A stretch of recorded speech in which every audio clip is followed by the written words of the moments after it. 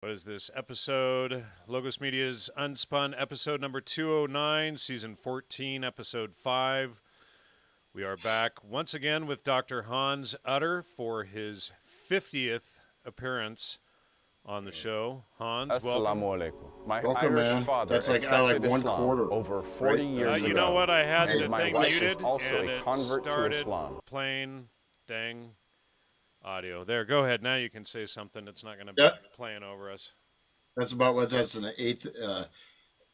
It's a one quarter of your shows. That's a lot. What's that? One quarter of the Gnostic media shows. Well, 200. of the that includes Logos Media, the UnSpun shows, the earlier Gnostic Media shows, the RBN Radio Network shows. You did a number on there, so that's 50 for everything, which is probably getting close to 500 shows total. Okay, so About okay. 10% of the total. Okay, man. Shoot, I was trying. You got so many books behind you. It's intimidating. It's like you seem like I've got lots of books, but they're not here. So Well, I didn't want them all over the house like my last place. It was just every single wall space in the whole house was taken up. So I tried to squeeze most in here, and there's a bunch still in boxes in the garage that I'm going to have to find something to do with. So where do we begin? Mel Gibson's Apocalypto? Where do you want to start? yeah. Well, this is actually really. I came up with the title. We talked yesterday. I was like, okay, it's a great title. Nothing behind it. No, there's a lot there, a lot to look into. But what sort of, in some ways, well, it made kind of continuation of what we did a couple weeks ago, but I think it's gonna be a little bit different. And so I was inspired because, being, I was with a bad flu. I didn't die. I don't have COVID. I'm not a COVID carrier, a super spreader. I'm a super spreader of the funk. Yeah, no, I'm talking music, but so I ended up trying to watch film. Most of that is just surprised how bad almost everything is. Just basically sucks. I mean, so many movies, the quality has gone down. But I thought Mel Gibson, okay. I remember seeing Apocalypto, when it came out vaguely. I was What probably was it, like 2006, I think? Yeah, I was probably on mushrooms. No, I hope not. I would have been traumatized. But I said okay. But I was it may have been the cold medication, but I was very impressed with the movie. Just in the way that I think it was pretty much roundly panned by critics, but I mean, huge amount of effort went into that with the historical accuracy, with all the even the everything, and just filming it and recreating that time. You know what I mean? And that's like a very powerful, mechanism of film. But what started to hit me, I'm watching that film, it's like we're almost living, this is almost like a revelation of what our modern life is like in a certain way, in one way, right? I'll let you go ahead. Well, I started working on this article exposing the Aztec mushroom death cult years ago. In fact, it was on June 25, 2018 that I posted an article on Facebook discussing the reality of the Aztec mushroom death cult, and people can pause that on screen if they want to read that, but or they can pull it up on my Facebook page here. But I pulled up a bunch of quotes from the Florentine Codex and from Friar Motolinia, from Diego Duran, one of the early Spanish historians, and posted a link to an article from Science Mag. I don't know why the image isn't showing there, but give them full credit. But they had done an expose regarding a temple that was found underneath Mexico City. When the Spanish built Mexico and ended this death cannibalism cult, they built the city directly on top of this old skull temple, and it's since been discovered that the soil around these temples is still 500 years later saturated with human blood. But so that keyed me into an article that I had already been working on, and I've actually started working on it again this last week. I spent a few days doing some more work on it, but and I'm showing on screen here this huge skull temple that they've uncovered in Mexico City that was the Aztecs, and Diego Duran discusses how at Montezuma's coronation, what was it, 1504, 1508 or something like that, they were sacrificing 2,000, 3,000, even up to 8,000 people per day for his coronation ritual. And then they were eating this stuff, and eating the people, and throwing their bodies down the temple, etc. But Diego Duran was shocked, and of course, I've gone through and I've been researching Gordon Wasson's research and how he worked for MK Ultra Subproject 58, and I've written some extensive articles on that. I exposed how the work that he did with Professor Carl Ruck was fraudulent. Carl Ruck, of course, was the first interview I ever did on this show. But I exposed how Carl Ruck's creation of the word entheogen was based on entirely false premises. But, so then I started seeing all of these death cult citations that Wasson had, and Wasson was a PR man as well for J.P. Morgan Bank, and he was basically spinning this death cult as a new age, lovey-dovey, ancient religion. And what he did was he went around Mexico and he interviewed various illiterate indigenous people from various tribes all over Mexico, and he cobbled all of this together into a brand new mushroom religion that he sold to the Western youth and hippies to drive tourism into Mexico, and as part of the MK Ultra program against the middle class youth in our own country. And so, Wasson does this whole game to try to play down what the Aztecs were doing, and he says Duran's tone here is so out of harmony with what he had previously said that were we not dealing with a holographic manuscript in his own hand, I would have to ask whether it had to do with an interpolation of a priestly redactor. Such a violent statement. Many men drunk and senseless killing themselves is repeated by white men unacquainted with the hallucinogenic mushrooms, or who have possibly been ill-prepared for the experience and been drunk from alcohol when they took them.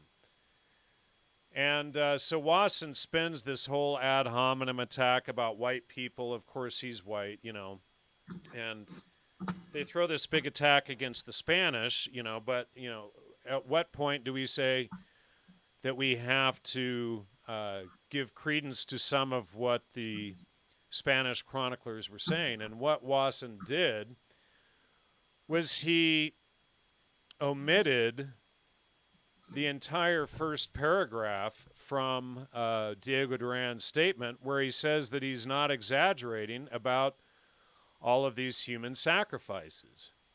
And so I went through and I found the original documentation, and it said, and here Diego Duran says, it had become as common among these people to sacrifice men on feast days as it is for us to kill lambs or cattle in the slaughterhouse.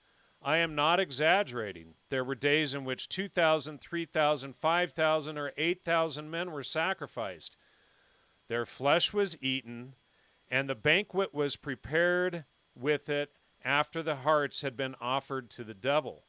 When the sacrifice was finished and the steps of the courtyard were bathed in human blood, everyone went out to eat raw mushrooms.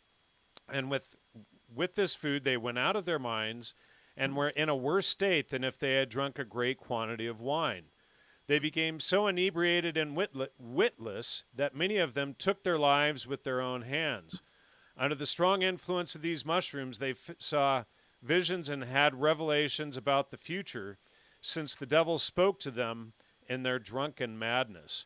And then Wasson goes on to claim that there were no other historical reports supporting this. In fact, there were several others. But Wasson was a PR man, and he was working for the CIA, and he headed MKUltra Subproject 58, which was the popularization of magic mushrooms to the public in the West, and now globally. That's all a continuation of the MKUltra project, and it was kicked off in the May 13, 1957 edition of Life magazine in his article Seeking the Magic Mushroom. And of course, Henry Luce, that owned Time Life magazines, they were, he was in on it as well. He was a CIA guy as well. So that's kind of a rundown. Where do you want to take it from there? Well, it's interesting that the passage that's at least archive.org, which is really not very good anymore. It used to be a great site, but half the books, you can check it out for 1 hour. When I'm checking out a PDF, a 500-page book for 1 hour, give me a break. You know what I mean? I didn't know archive.org did that. Oh, they do it a lot, and especially like a lot of anything you find, almost anything interesting, you have to check the book out. You can borrow the PDF, and sometimes it's 30 minutes, sometimes it can go up to 2 hours, but it's not even for a day or 24 hours. It's just like for and you got a huge thing. Then you have to check it out again, and you no longer have access. But the editing out of that Battle for the Mind, like William Sargent, talking about Wasson, his first trip, and how bad it was, like how much he had a really bad trip, and so that is deleted, at least from the archive.org version, and maybe deleted from other print editions of the book. But that shows that little bit that's removed.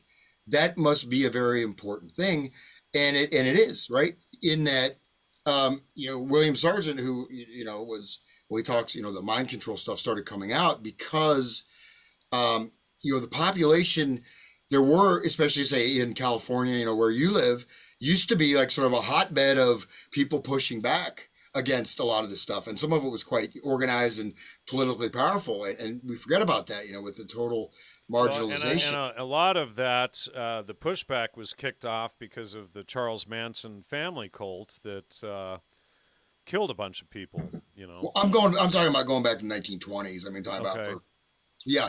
And I think in the 60s was not, that was starting to be, demonized. You kind of stole my thunder because I was going to talk about a group that gets away with everything, and you just cannot criticize them. And that's white men, right? You just can't criticize white men. But you just can't do it. No, that was just trying to make you a little nervous there, Jan. He's like, no, he's like, but, what I was going to say is that, so the way this stuff infiltrated, right, the society, and I've got a whole bunch of images, but, there's a whole, series of precursors to this process. One of them being Prohibition, right? So Prohibition, you make alcohol illegal, right? But you have huge amounts of bootleggers, and that's where a lot of the ill-gotten gains of, our erstwhile masters of the universe that control us. And so you have the Prohibition, and then that's a jazz age, right? So, and then, but also you have this, starting especially around the 1880s, 1890s, you have this, bringing in of occult magic, things like that into mainstream society. And fast forward, well, I'll go back in time, later. But for example, like I Dream of Jeannie, right? You remember everyone Bewitched, Oh yeah. Oh and, yeah. and these things, and then you have, of course, Life magazine, which this was it was almost like a foundational aspect of the whole culture, I got a question for you, real quick, Hans. Yeah, sure. Mm-hmm. Who wrote the book on allowing churches to continue to use wine during Prohibition? Do not know that. No idea. Get this. Can you see that? Father of Gordon Wasson. The father of Gordon Wasson. That's right. No joke. And Reverend E.A. Wasson, Ph.D.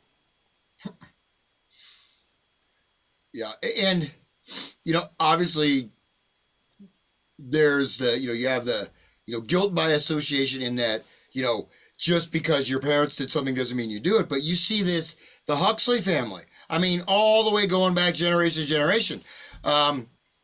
Wait, right? I said Aldous Huxley. Oh, I get to take a drink, right? Isn't that your game? Yeah, well, we haven't played that for a while, but for a long time, see, the issue was we never got through an episode where the audience wasn't wasted, Well, this is all I have, so I don't think that's going to get me wasted. That's all I have, but anyways, to your point, or to my point, I guess, is that the way this has been normalized, and the ritual aspect of creating the space where these public rituals can occur, and I've talked about this a lot on our previous shows, but there's like kind of almost like a hardwired biological imperative to fit in with the group, which is your tribe, right? So back in the Paleolithic era, if you go against your tribe, you get cast out, you're gonna die. Basically, that's a death sentence, right? It's not just like, oh, I'm just going to move from Boise, Idaho to LA and, dye my hair purple. No, it's not like that. You are out. And so that, especially females, I mean, there's you have the, Magto, men going their own way. MGTOW, yeah. MGTOW, or incel. And so there's a lot of this real anti-female rhetoric, right, in there, and anti-family as well, because first the CIA created the feminists, and then they created the male version of the feminists in MGTOW, but it's all anti-family stuff, and because the feminists have attacked men, we're going to attack the women, so it gets nobody anywhere. It's all soft kill eugenics. Yeah, well, that destruction of the family, but then this is like the old, what is it? 59th anniversary is like a Jimi Hendrix song, So you say I can't play any music. I'm not going to sing. I do have an auto tuner in my studio. Studio's up and running. Without auto tune, I won't sing. But basically, say you want to get married, now it's our, basically the song's, it's like a B-side single, but the girl convinces him to get married, and it goes through all their different anniversaries, and every 5 years, 10 years, they get more and more miserable, and by the end, the last anniversary, they want to basically kill each other or whatever. But that's the thing of marriage like a prison. Well, not only marriage, but marriage is the roles of male and female and all this stuff. So when you have men going their own way, it's like, and then you have the other side of that is a pickup artist, right? Where you use all the NLP techniques, like Neil Strauss wrote that book. And these guys, you think about it, is that, it's so, I mean, at least at a certain age, for me, you don't want to hear about, oh, I just did this with this chick and that. I mean, when you're what I mean is that a lot of that's almost for bragging rights, right? Yeah. But then if you're going to go ahead and you're going to psychologically manipulate women to sleep with you, and you can sleep with, 10 women a week, that's held up as a paragon of manhood. And then being the responsible, father of, holding a family together is seen as the responsibility of the cuckold or the wimp, you know what I mean? Yep. And then you have this stuff, the female stuff where, they'd like hate, oh, everything is bad because of women and da da da. Well, back to, what I said, originally women, generally speaking, biologically are conditioned to be more resonant with the sort of the societal norms, right? Because they want to keep family together, right? And this is, you know what I mean? And that's something that's almost hardwired. And this has been so manipulated where certain types of discourse are verboten, right? You talk about something, you're suddenly classified. You're a right-wing extremist, or left-wing extremist, possibly. I don't know. As long as white men are gone, it's going to be fine, dude. That's what we're going. No, just kidding. That's the problem. White male privilege, You're not supposed to work for your family and your children and their future because that's a racist white privileged behavior, because other cultures apparently don't care about their families. So for them to get ahead, you got to push one group down. Yeah. I mean, that's per their own logic. I mean, I'm not saying that, but that seems to be the logic that they use for this stuff. Yeah. So let me just okay, you disabled my screen sharing, man. I did? I didn't. Yeah. But here, let me see if geez, how do I allow you to share? I didn't change your settings at all. I just got the host disabled.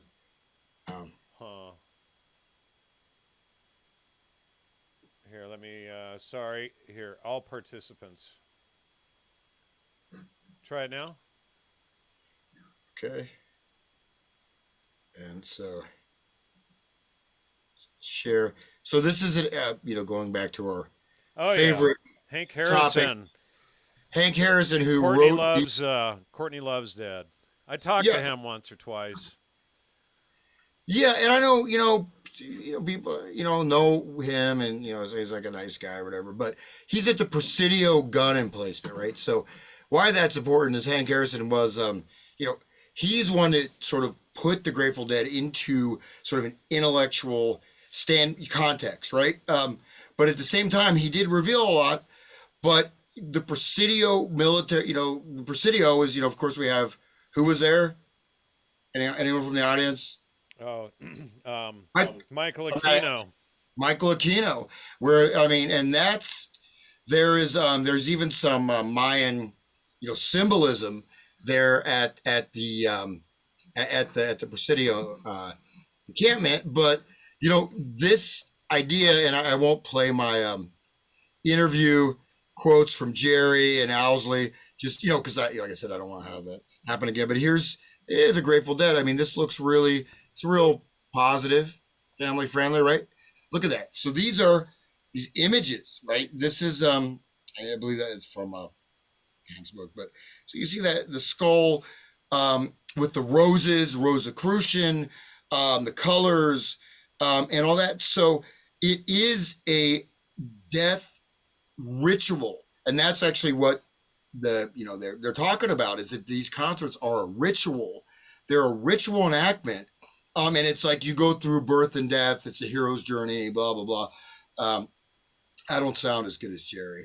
Yeah, man. It's like you go through birth. And actually, Jerry is he's a smart guy. He's he was military intelligence. So he wasn't just some hack, noodling on his guitar, playing the longest guitar solo, they will, but so this stuff though is so much interlocked. I'll share one last picture. And for those who want more on this specific topic, they can go by and watch my series, Hans, Laying the Dead to Rest, and we go into great depth on all of this. Yeah, so here's some excavations of like child sacrifice, right there where the bones are buried. This is from a Mayan thing. So, but you can see the similarity almost sort of with some of the, Grateful Dead imagery and this and that. And of course, this is not just the Grateful Dead. This is, many, many other groups, but this, this whole project is dependent on a lot of forces, over time, and we're sort of witnessing the end game. But part of that is that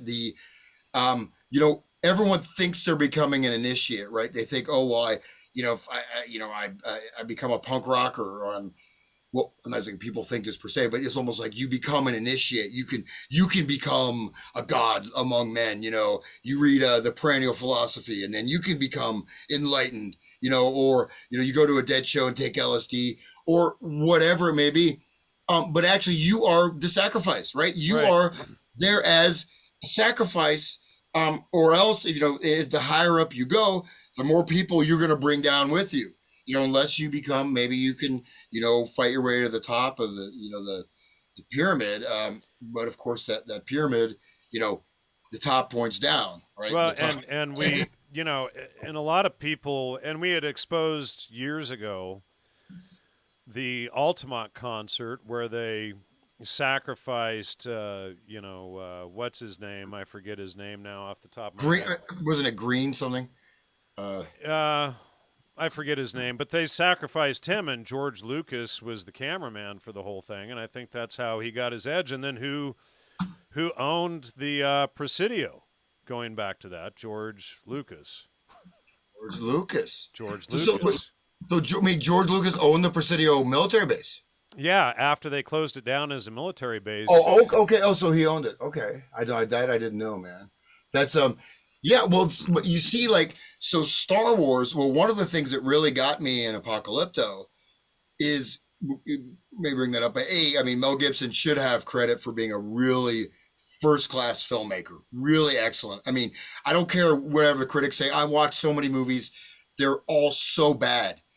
Most of them.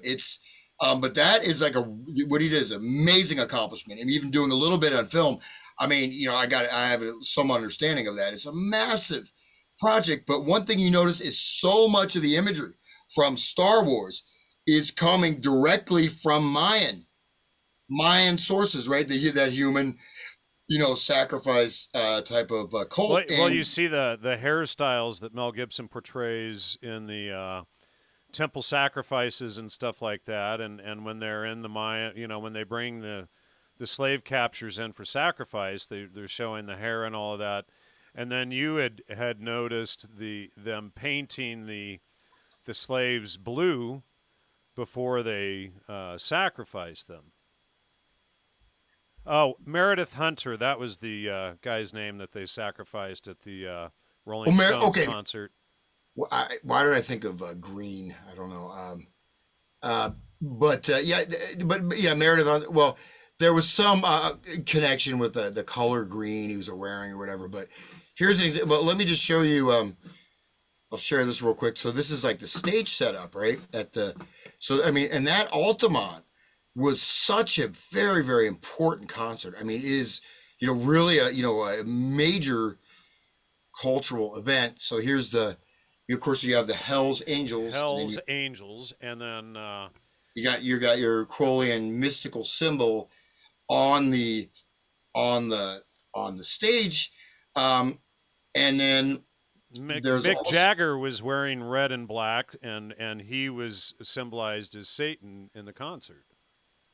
Yeah, and so the film, and this was the concert itself. There's many, I guess concert. What do you call it? Concert movies? There's been tons. There always have been, but this was like the first meta concert movie, right? Where we're making a concert film. It's not like you just like Woodstock is kind of like, you're there. It's like the camera and all that makes you like a participant, right? You're, God's eye view or low, close, short, close shots, It's like you're there. But Gimme Shelter, the movie, which was filmed for Altamont, was set up as, we're, that self, they call it, the postmodern or whatever, the meta level. We're making a film. We're going to be really self-conscious making a film. And what does the film open with? Mick Jagger watching the footage of the ritual sacrifice in the cutting room, Yeah. And so it's the first, obviously probably not, it's not the first snuff film, but it literally is a snuff film, in that he's watching this sacrifice. Oh my God, I couldn't believe it. They rewind it again.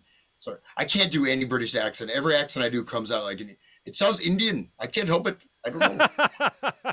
It's really fucked up. You got the Punjab I can't help it, man. I don't know. God bless me. But anyways, though, but that film, that was so important. And just chime in if you want to, but I'll bring up a few things about Altamont. You want to? Are Um, you still gonna? Are we still going on this image on screen here? I can take it off. Okay. It's so great to see Mick Oh, dance like yeah. Jagger, right? Remember that song? But well, one of the things interesting with that, or one of the many things, is that in the movie they changed the backing music. Instead of "Sympathy for the Devil," it was like whatever they swapped out the songs, right? So even though they were playing "Sympathy for the Devil," not symphony but sympathy, right? They were playing that song. They had different music in the soundtrack, and it was edited to hide that, right? But that whole concert was set up for that sacrifice. But that sacrifice was not just a single person getting killed by the Hells Angels, right? It was, it connects like with the Wicker Man, and that concert, which was a free concert, and guess who else also played there? Grateful Dead. Right? Yeah. Yep. Answered the question, but that concert was the death knell for the entire spiritual quest, the peace and love, the optimism of the 60s, right? That was it. And then, you have, of course, Owsley and, of course, other people, they're cutting the LSD with, STP, and, other drugs. So the LSD is getting really nasty, right? People getting really bad trips. You have this very pure LSD, and then they start cutting it, and then it's like you're getting psychosis, right? You can get permanent psychosis from some of these substances that have a longer time before they kick in. So you take 3 or 4 more doses, and you're psychotic, maybe permanently, or just going the worst kind of paranoia you can imagine. Well, this is happening. This killed the whole dream of the 60s, right? This was, Altamont is really the tail end, like boom, it's like a brick wall. All your peace, love, happiness, boom, you just ran into a brick wall with this debacle. But of course, it wasn't a debacle, right? It was a ritual. And of course, guess who was there at the concert? Guess who was fleeing their captors? The great action hero, right? The Jason Bourne, of who? Timothy Leary, right? Timothy Leary, who was like public enemy #1, is allowed to fly back in and is on stage when that sacrifice happens. He's there. He got back in the country. This guy, escaping from prison and fleeing to Europe and then flying from Europe and coming to the concert and standing on stage, and on the anniversary, right, of the ritual that Aleister Crowley performed in the deserts of Algeria to the chronozone, this demonic entity who's actually related to Kronos, right? We go to the Greek gods. So Timothy Leary, Aleister Crowley reenacted this. Well, he actually did this ritual. He took this very promising young poet who was a quote unquote sodomite, as they said in that day, and Crowley wasn't gay, but he needed to be sodomized to do this satanic ritual in the middle of the desert, right? So this poet, Crowley is very, hot stuff, I guess, mountain climber. That's before he became this, bald-headed fat junkie. But basically, he had to be sodomized to do this ritual. The poet went insane, right? After being stuck in the desert doing this ritual, because just like Crowley, well, they say, is that, he'll open the gate for this demon, but then he's not able to close the gate. So just like he did at Loch Ness, right, where the house that Jimmy Page bought. But anyways, so he did this ritual to summon this very, very powerful demonic force, which is like, bringing about, the Whore of Babylon and all this stuff. I mean, very powerful. That exact date, and I think it was like 66 years later, well, Leary and his buddy, I don't think it was Brian Jensen, but one of his, hangers-on, mirrored that same Crowleyan ritual in Algeria. And then on the 66th anniversary, he's flown in, and Altamont takes place exactly at that date and time. And that's for the Man on the Mountain. For those of you who don't know, that's a signal to Hassani Sabah, who did the the whole.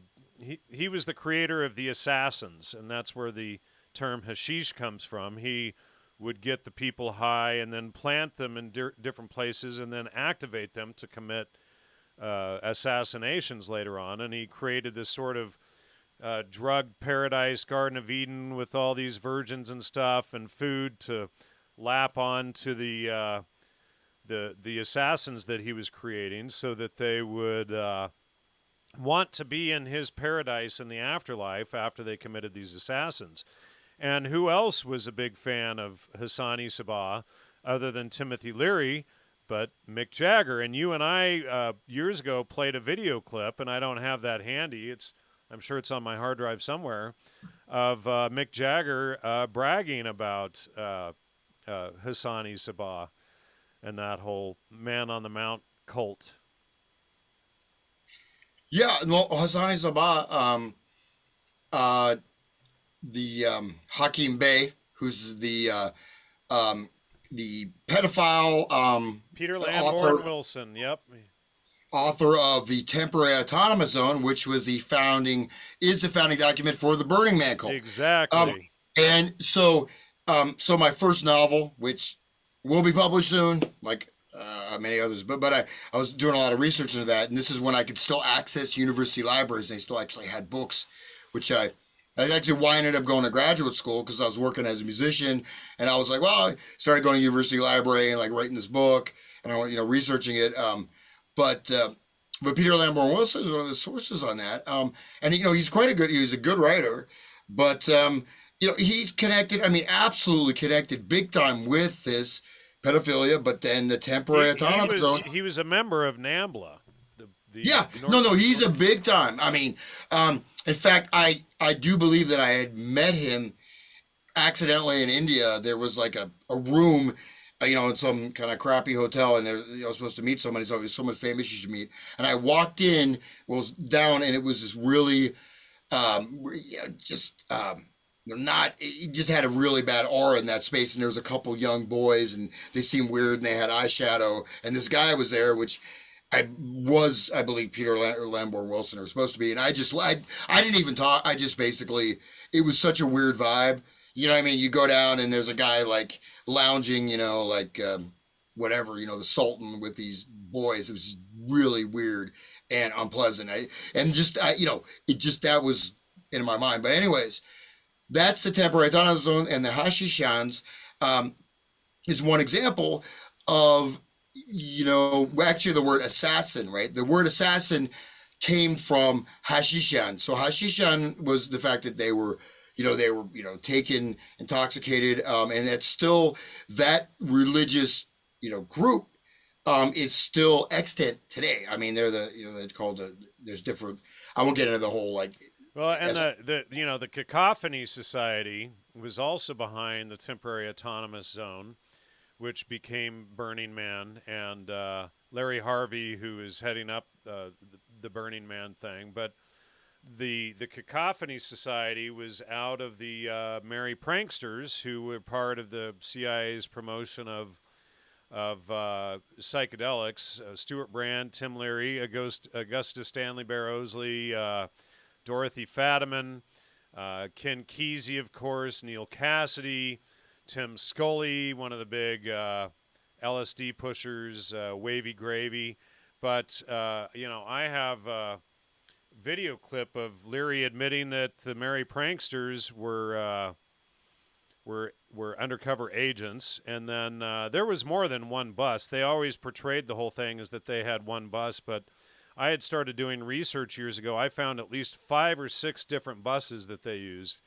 And, you start looking at the bus design, the front grills, totally different buses. But what the public was told was that there was always one bus. But they had a number of them in different places in the country at the same time. Yeah, well, that, speaking of that, I'll pull this up here. I just prepared a little bit that connect with that. I'm glad you brought that up, man. You gave me a nice segue. Okay, here we go.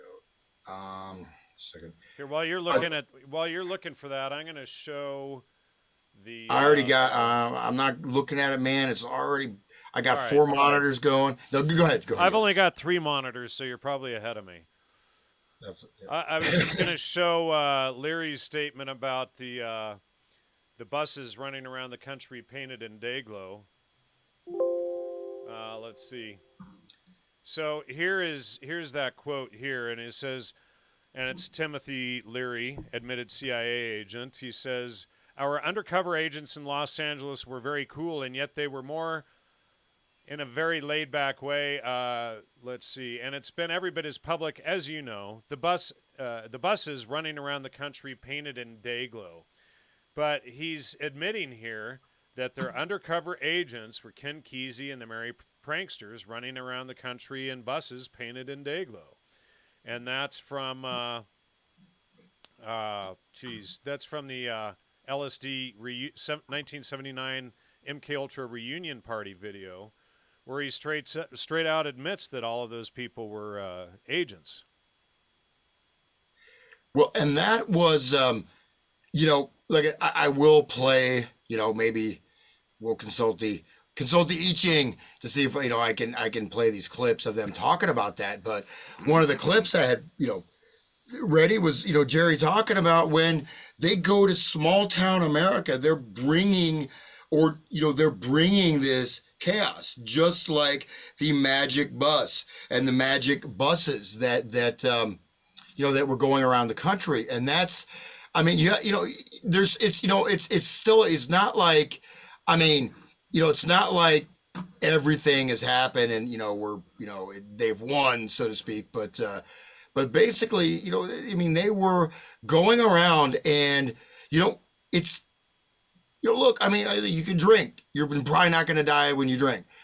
You can, but you can take cocaine. You may overdose, but you can take LSD and be permanently psychotic, or else not know who and what you are, for the rest of your life, and be basically you're permanently encoded with this, these forces. Actually, I had my stuff ready. Now I lost my Zoom, and I'm just looking at PowerPoint. I guess I gotta quit PowerPoint. Okay, and okay, there we go. But yeah. So this, but think about this, right? It's not. You think about, oh, it's really cool. Well, it's like, you got I seen like the movie Picture of Dorian Gray, which is Yep. one of the few decent. Well, it's not. It's okay. It's okay. But we went into Oscar Wilde with Steve Jones a week or two ago too, and that whole thing, and that was all part of the Hellfire Club, which was a big satanic cult. Well, but that idea of corrupting, because Dorian Gray, after he's basically sold his soul to Satan or whatever, or with the picture that keeps getting changed, he doesn't. He's tasted every pleasure you can have, anything orgiastic, whatever, and he'll never age, never. But then he gets his pleasure from corrupting others, right? And you think about Hollywood, right? The casting couch. How many people with their dreams of stardom have gone to Hollywood, have gone to the music industry, etc. Trying to become something and go through all these processes of degradation and corruption, and many are lost and destroyed, right? And so that's that's an example of this whole reversion, this reversal of value. But it's also it's not that tricky of a point, but it's like they give the kids version of what the satanic elites are doing, so you too can be like, it's like you be an action hero. Oh, you too can go and seduce virgins in college and and whatever. You too can emotionally manipulate women. You too can take what I'm saying. So it's like you get your own little like junior version of what the elites are doing. At the same time, you're still nothing. You're a sacrifice, and what you're sacrificing is your human essence, the essence of your soul. Well, The they essence of design the your ritual, and then they get the youth and the unwitting to follow along and essentially recreate it, but they're actually the sacrifice when they follow along. Yeah, yeah, absolutely. So let me go ahead and let me share this this thing here if I can share it. I'll go through this pretty quickly, but that was good. Located this. Let's see if I can do full screen slideshow. Okay, here we go. So yeah, I won't go through the whole thing, but so this magic bus, right? All aboard the magic bus. So the bus, you know, it's the bus takes you to school, right? The school bus. And there's so many you know, things. I mean, but this is connecting with children, right? Not adults, right? But in a certain, you know, it's connecting with your childlike aspect. So yeah, so yeah, and you get on the bus. You're not driving the car, in especially one of these buses, right? So you know, you go to your, you know, you become part of the Merry Pranksters. They're controlling you, right? You no longer, your will is subsumed, right? And that's kind of what, you know, the psychedelic experience can be. A lot of times is where, you know, these forces from outside of you, and even if they're your own, you know, subconscious projections, you're not in control of them, right? Which is one of the factors that helps generate schizophrenia. But, and so you have the magic theater of the mind, right? The dream theater. And this is like, this ties in with, you know, light and sound experimentation, you know, the Princeton Radio Project, Yep. you know, and they, you know, created these rooms, these immersion rooms or spaces, right? Where it's more real than reality, right? Well, That's and all. that's Owsley's Wall of Sound that he created for the Grateful Dead as well. Yeah, exactly. And of course, Owsley, another one of these guys that, well, you know, he's you know, high level tech guy with, you know, military, Air Force, whatever, and then suddenly he's manufacturing LSD and building these sound systems. Yep. And he's and like Jerry, like, you know, this guy Jerry had top secret military clearance, working with nuclear missile silos, and then suddenly just gets a dishonorable discharge. Give me a break. You know what I mean? Like, you know, if you're gonna if you reach that stage where you have top secret clearance and you're, you know, working with nuclear, you know, with if you get a dishonorable, you're not gonna get a dishonorable discharge. You're gonna get court-martial. You know what I mean? Yeah. Or you know what I'm saying? But Well, of course, that's the agenda of the whole, or the modus operandi of the whole '60s rock and roll culture. Is everybody is, as we discussed, and as I discussed in my shows with Dave McGowan, was all of the major '60s and early '70s rock stars were sons and daughters of intelligence and or were intel themselves. yeah. Um, I'll go through this real quick, and but we'll use what you do. You're creating a narrative, right? And look at this cultural narrative that we're in right now, right? Is that, and you have you look at Neil Young, right? Neil Young, oh, I'm so edgy. I'm a hero. You know what I mean? He got kicked off Spotify, you guys, with Rogan, and I won't go into that whole story, but so you're targeting the audience. The audience is also targeting the consciousness. It's targeting the awareness of the world that you inhabit. It's you know what I mean? It's all that. So I'll skip the verbalization technique. So the use of inner narrative, inner dialogues, constructing. It's basically like, you know, the thoughts that you think are your own are not your own, right? You're living all these encoded narratives. You're viewing every, like, say a female is looking, every man should be like Cary Grant or like Hugh Hefner. At least just don't, you know that about Hugh Hefner? Don't own a dog. You know about that? No. Oh man. So I'll stop share real quick. So Hugh Hefner, there's a new big A&E like documentary on Hugh Hefner. But well, one of the big revelations is that not only that he basically gathered dirt on a lot of his celebrity guests to quote unquote protect protect his reputation, but was involved in grooming, underage sex, but also raping dogs. He was a really into bestiality. They say towards the end of the last several decades of life, he preferred dogs to females. And one his like one of his long-term partners, I don't know if he's married, but she was out. She came back, and he was making it with her dog. Wow. And so he was into I mean, that's sorry to be so graphic there, but I mean, he's far more depraved than even we knew, even though, of course, as the pamphleteer of Kinsey, right? So Hugh Hefner is one face of this, right? One face, like the new man, like the Hugh Hefner is like the new man, the Playboy, right? This is a hip, whatever thing, but the guy's totally depraved, and you can look it up, and I won't go into all the details, but he loved watching, various sources talk about it, he loved, one of his favorite genres of cinema was snuff films. Oh, okay. Wow. All right. Yeah. So I'm sorry. Hopefully no one got I wonder how many of these murders and missing persons cases are actually snuff films. Good grief. And then, when we go back and look at this this psychedelic thing, the whole thing was about promoting debauchery and iniquity, the whole thing. And the public was the sacrifice, the sacrificial lamb, so to speak.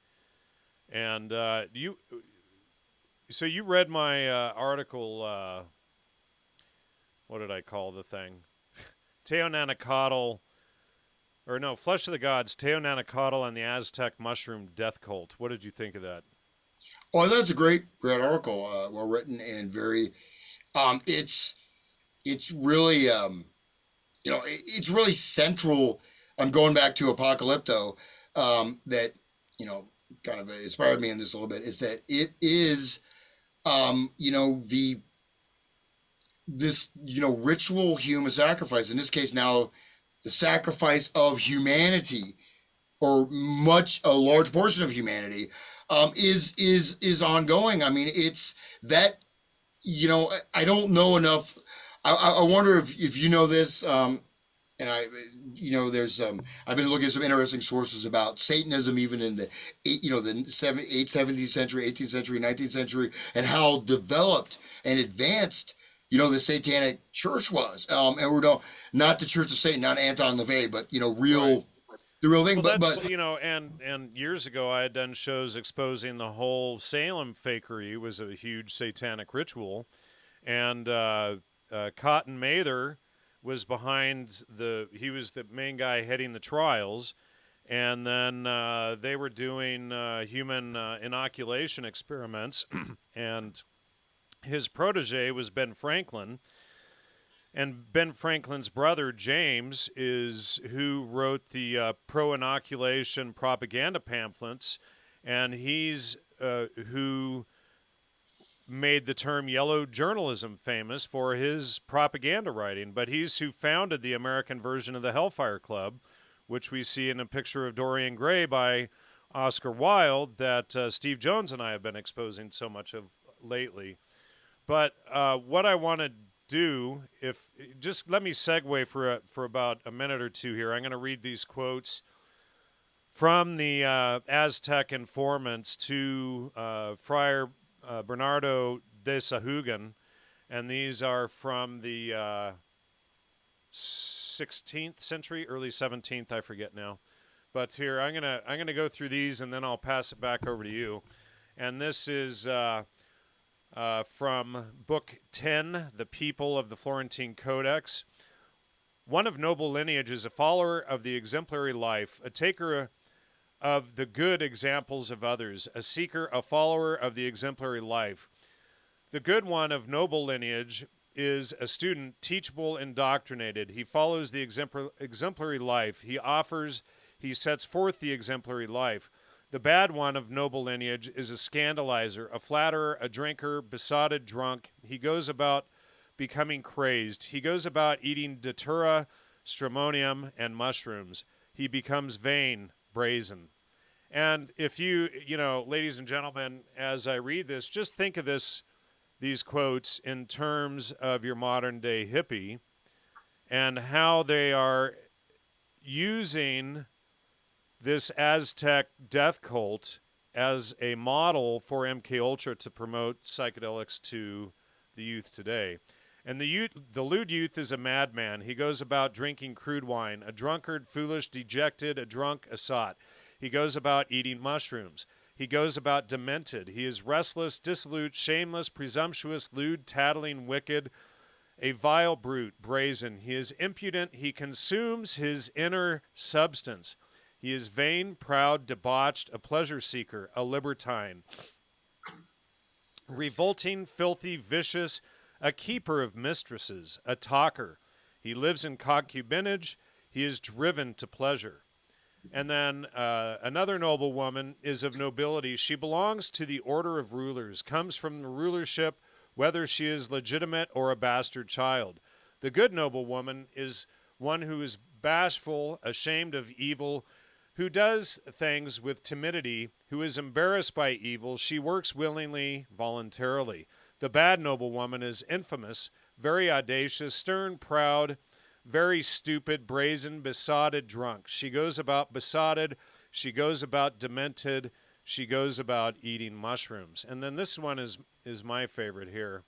The carnal woman is an evil woman who finds pleasure in her body, who sells her body, repeatedly sells her body. An evil young woman or an evil old woman. Besotted, drunk, very drunk, much besotted, dejected, perverse, a sacrificial victim, a bathed slave, a captive, full of affliction, mortal. She consumes her inner substance, a brazen, a proud, a dissolute woman of debauched life, a fraud, gaudy, fastidious, vain, petty. She is oblivious of what all know her to be, a petty old woman, a free yielder of herself, a whore from the brothel, a deflowered one, a lascivious old woman of itching buttocks, an old woman of itching buttocks, an aged woman, a flabby old woman, a filthy one, a filthy old dog who brings herself to ruin like a dog. She parades, she moves about lasciviously, she is pompous. Whoever she seduces, whomever she sets her heart on one, she brings him to ruin. She makes herself beautiful, she arrays herself. She is haughty. She appears like a flower, looks gaudy, arrays herself gaudily. She views herself in a mirror, carries a mirror in her hand. She bathes, she takes a sweat bath, she washes herself, she anoints herself with axen, constantly anoints herself with axen. She lives like a bathed slave, acts like a sacrificial victim. She goes about with her head high, rude, drunk, shameless, eating mushrooms. She paints her face, variously paints her face. Her face is covered with rouge, her cheeks are colored, her teeth are darkened, rubbed with cochineal. Half her hair falls loose, half is round around her head. She arranges her hair like horns. She goes about haughty, shameless, head high, vain, filthy, given to pleasure. She lives in vice. I mean, if that's not your typical hippie right there, I don't know what is, right? Well, yeah, and one thing that jumped out at me was from the first part was he consumes his inner substance, inner essence, right? And that's what that is. And notice that every single statement is a type of degradation or a type of egoism, of vanity, but even the body, even the the dissolution, right? Of you like that's why Picture Dorian Gray is I think is interesting. There's a newer version. It's pretty good. It's not like amazing, but it's decent. But as he does all these depraved acts, the picture stays. His outward image is the same, right? It's like the media, right? It's like the spectacle, the spectacular image, the image that's put on view. But the degradation, in this case, even the celebration of a dissolute person, where their body, like like the old, I mean, we've probably seen it. And I don't want to bash, either males or females in this in this thing, but think of like the old barfly female. I mean, it just, there's something, there's almost a point where it's not even pitiful anymore. It's just, I mean, it's this total, it's celebrating the degradation.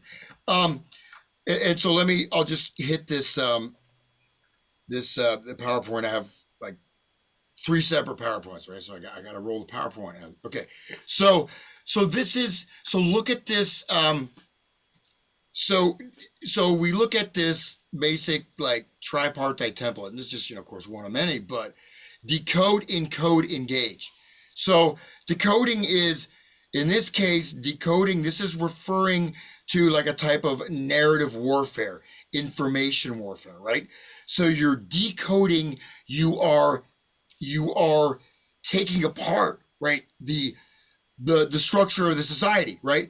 You're taking apart, like just saying, well, you're a man if you cheat on your wife, or if you don't have any responsibility, or or you get drunk and go to football games, and like, or you're just an arrogant piece of shit with no responsibility. That's a man, right?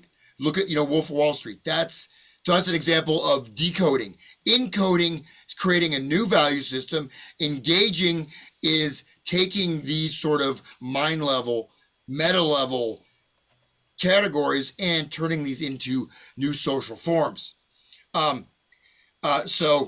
in this quote, I'll read Sven Hughes: a weaponized narrative is a form of non-kinetic warfare that seeks to undermine an opponent's supporters' identity and will. It is messaging that generates confusion or political and social schisms that are in line with the creator's tactical and strategic aims. It is language that is designed to create specific perception and behavior changes to help one side against the other. You're welcome to chime in there if you want to, but yeah, well, that's exactly what we see going on, and that's, I mean, it's spot on. Yeah, and then so Magical Mystery Tour, get on the bus, and of course this bus, what is a bus? The virtual reality bus, right? The 6G, mind body symbiosis, right? That's the modern version of LSD that Jerry was talking about in 1992, and even earlier. So this was envisioned, the magical theater of the mind, Hermann Hesse. That's in the 1930s or 40s, and then you have the actual integration of that, or the beginning of the developments of that, with all these different photic driving, basically psychotronic, non-invasive psychotronic technology, basically. But so the Magical Mystery Tour. So yeah, but that's another example, sort of the Magical Mystery Tour, which I watched, and there's some really screwed up things in that. But this is not just us. This is the whole picture, right? We have gotten on the bus. The whole world is almost on the bus. Are you on the bus or off the bus, right? And that's the distinction. Ken Kesey, are you on the bus or off the bus? Well, when you're off the bus, it means you're free. When you're on the bus, it means that, you know what I mean? It's that you're, but that it's see that inversion? They're taking you away, but they're making it sound like the bus is the freedom when you don't have the freedom because you're being piloted by the bus driver, being taken where he's got you scheduled to take you. But just notice roll up, right? Roll up. So you got to roll up your joint, right? But roll up, it's normally roll out the beer barrels, right? Roll out the beer barrels. We'll have a barrel of fun. Yeah. I'll bust out my accordion. I'll do some beer. But roll up. You roll up a body in a body bag, right? You roll up. You take it down. So, and then coming to take you away, and it's taking you away. It's not, so it's, it's possessing you. You're deciding to become possessed and then dying to take you away. So in this context, right? Oh, I'm dying to see you. But in this case, dying to take you away, take you today. This is yourself as it's encoded in, the very complex lyrics of, the Ericksonian hypnosis language of John Lennon, right? His lyrics are amazing mind control programming documents. They really are. But this is, you can see it right there, right? And Yeah. then of course, and then there's, look, I am the walrus. Look at these guys. These Yep. friendly, these lovable ragamuffins, right? They look, these are like the masks worn, and based on my research, right, of the way, Satanism from the 13th, 12th, 13th century on, many of the leaders, not that, church, sorry, I should use the Church of Satan, but, these occult satanic groups, most of them were connected with the Catholic Church, or in that, as you see in Eyes Wide Shut, right, which is now based on my research is extremely realistic. In the Rothschild mansion there, it's very realistic portrayal of what actually goes on in these rituals. But the reason that the priest, someone, from the church, and these sort of underground sects of this, which is quite interesting. I've got a bunch of material on that, but anyways, was because the transubstantiation, right? You needed someone who understood, had some power, potency in the transubstantiation, right? Communion, you're having a sip of wine. Having a sip of wine that's, charged with spiritual meaning is not the same as, taking 20 hits of LSD or whatever and going to an orgy. I mean, there's a big difference there, right? And that's what I'm going back to E.A. Watson. But I hope you're following me there, but that makes sense, is that what do you call it? The process of this. So these are like ritual masks, right? These are the masks of the demonic entities that you're voluntarily allowing to take you away. And it's not fun. Look at those horns, right? I mean, this is, these are the, whatever, the things. And then we go. You just reminded me, when we were doing the shows on, the Princeton Radio Research Project, and we did the show on the unveiling the whole War of the Worlds thing as an OSS operation in the 1930s. But in the building right next to the Mudd Library at Princeton, when I was there, doing all that research, they had all of those masks lined up in front of the very next building. Did they really? In statues, yeah. You know what? I wonder if I can find that, because man, that was some weird stuff. And I saw that, and I was flashing back to that film that you just mentioned. Magical Mystery Tour. No. The other one. Come on, Kubrick's film. Oh yeah, Eyes Wide Shut. Eyes Wide Shut, right. So now you've got me wondering if I can find that. The photos of that, so I'm gonna have to dig in my computer. What year was that? Was that 2015? No. Eyes Wide Shut. No. When I was doing the research at Princeton, I'm spending hours on the phone with you every day. Remember that? Yeah. I was talking to you when you're at the library, right? Right. Yeah. We were constantly talking, and I was calling you up. Oh my God! I just found this. And the War of the Worlds thing. I mean, that was that. Not to toot our own horns or whatever, but that was... Go ahead. No, that was... okay. I should get a clown horn, but... No, that was important. I mean, these spectacular. Spectacular not as, amazing spectacle, but spectacular as these artificially created events that are interpreted and coded as reality. I found it. Oh, you did? Okay. I found it. Now, let's see if I can get a good... Okay, look at this. All right. So this building right behind, the brown building there, I spent like, I don't know, 3 weeks in there probably doing research. That's where I found all the documents in the Princeton Radio Research Project. Now, and on Wasson and the CFR archives. Now, these are the head masks that you see in all of these rituals going across here. All these statue heads. You got a pig, a dog, a rooster, a monkey, a ram, a horse. Can't tell what that one is. You got a dragon head, a rabbit, a cat, a bull, and something else there. But I'm looking at this, and I'm standing there at Princeton going, what the hell, you know? Well, there's a whole, I mean, and that's, there's those classic pictures of the Rothschild mansion, party, you know what I mean? That's like from the 70s, I think. But that, like I said, based on my research into how advanced and how many different things were already going on, by, like Fin de Siècle, they say end of the century, Gustav Klimt, that painter, if I could show an image of him, but all this stuff that was going on, but that mask wearing was so central to that. And I'll just hit this so I don't not finish it. So this,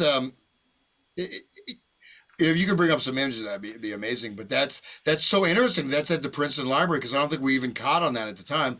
But Well, it's just I did. It did click in my head because of Eyes Wide Shut, and Earl Lee just asked how many statues were there. There are 12 there, but 12. It's all I could think about. And that's probably significant astrologically as well. But when I saw that, I was just like, wow, these are some really crazy, bizarre statues that match up with what you see, in Wicker Man and Eyes Wide Shut and all of these rituals that they put on these masks, like the Beatles you just showed. Yeah, and so there's, I won't get into, there's a numerology in that picture right there. So some other, pictures, the Eggman, and then look, John's got his, Horns. Little heart. And in fact, in that scene, there's a little girl on the bus. He's like talking to her. Yeah. It's going to kind of slightly inappropriate way. But the Eggman, right? Goo Goo Gajoob, I am the Wallers. Anyways, so hygiene, mental hygiene, right? This is part of the Kurt Lewin.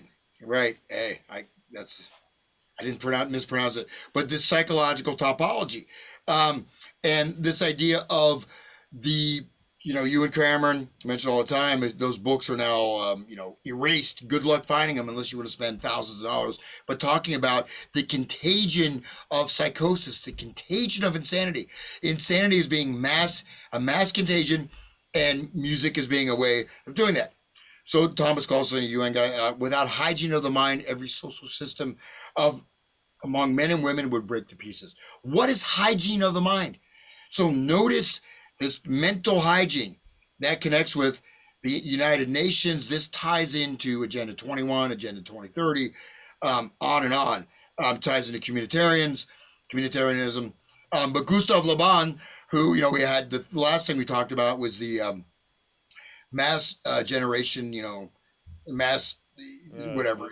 Psychology of the masses or whatever. I have the book on the table in the other room. Yeah, but the thing is, Gustave Le Bon, again, crowd psychology, and the knowledge of the endocrinal system and all this stuff on the basis of the mind was well known and was basically suppressed. In fact, Freud even wrote about this, but then it goes into this narrative, this verbal narrative structure. But this quote, Gustave Le Bon, the slave of all unconscious activity of his spinal cord, which his hypnotizer directs at will. So your spinal cord, right? This is not just, that thing, decode, encode, engage. It's not just a narrative, right? It's not just situational, but this is being imprinted on your nervous system, on your body, on your spinal column. You know what I mean? This is the, he consumes his own essence, right? The masturbator consumes his own essence, but also you consume your own essence, your body, your mind, these things that are not normal, unless you're like a martial arts master or some, enlightened saint, you can't access these parts of your body or direct them, or your mind. But Anyways, his spinal cord. This is known about 1890s, 1850s. The hypnotizer directs at will. The conscious personality is entirely vanished. Will and discernment are lost. So that, and that's the serpent, right? That's a Quetzalcoatl. That's the spine is also the serpent, right? The serpent power is the spine. The spine is a serpent inside the man. And of course you have the reptilian brain, right? As the head of the serpent, you know? And then last thing I'm talking about, spectacular. So when I use that word spectacular, I'm talking about, the simulacrum. Simulacrum is a copy without an original, right? Yeah. It's a so people don't know the word simulacrum, but it's a very important word to understand because they bring that about in the Matrix.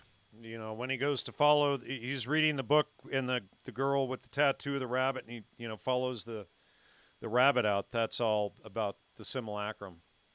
Yeah, and it's a copy without an original. It is an artificial.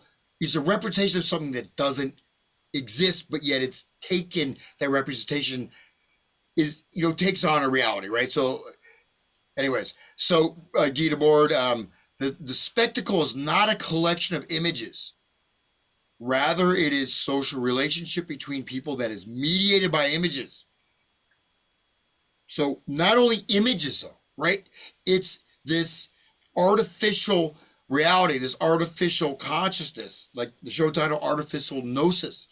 And so the quote unquote thought leaders, right? The thought leaders are all, Elon Musk, they're all in the, all all the people out in Silicon Valley going to Burning Man, So our thought leaders, the head of the snake, they're all into this. They're directing the larger body of society in a certain way. And people want to be like them. So, you consume psychedelics or you know what I mean? You lose yourself in this virtualized world.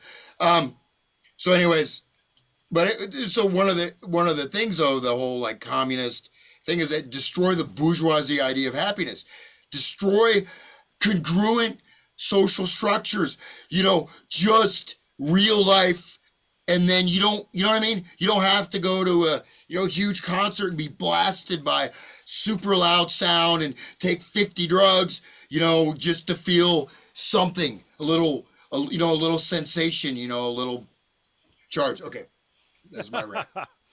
Sorry, I'm ranting. Well, you and I were discussing last week the connection that we were beginning to notice with all of the Greek gods as well, tied to all of these rituals. Yeah, you want to go into that, Jan? It's really well. It's like Wasson, Carl Ruck, and Albert Hoffman wrote the book Persephone's Quest, for instance. But here, let me pull up the database here, and let's go into the Titans here. And let's see, we had the Titans, the first level, and then the second level. But let's see here. So, goodness, where were we? I had it all. Greek gods. What's that? Greek gods. Yep. Well, yeah. And okay, so here's Kronos, and then Kronos is the son of Gaia, and his father was Uranus. But okay, so Kronos is also father time, but he's also the eater of his own children.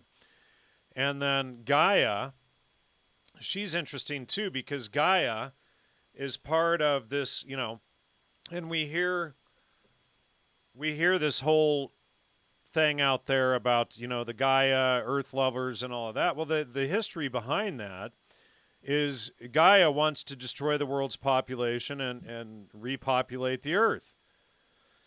And her mother is Pyra, which is fire and also repopulating the earth. And Pyra, the color fire, that ties into, again, Burning Man.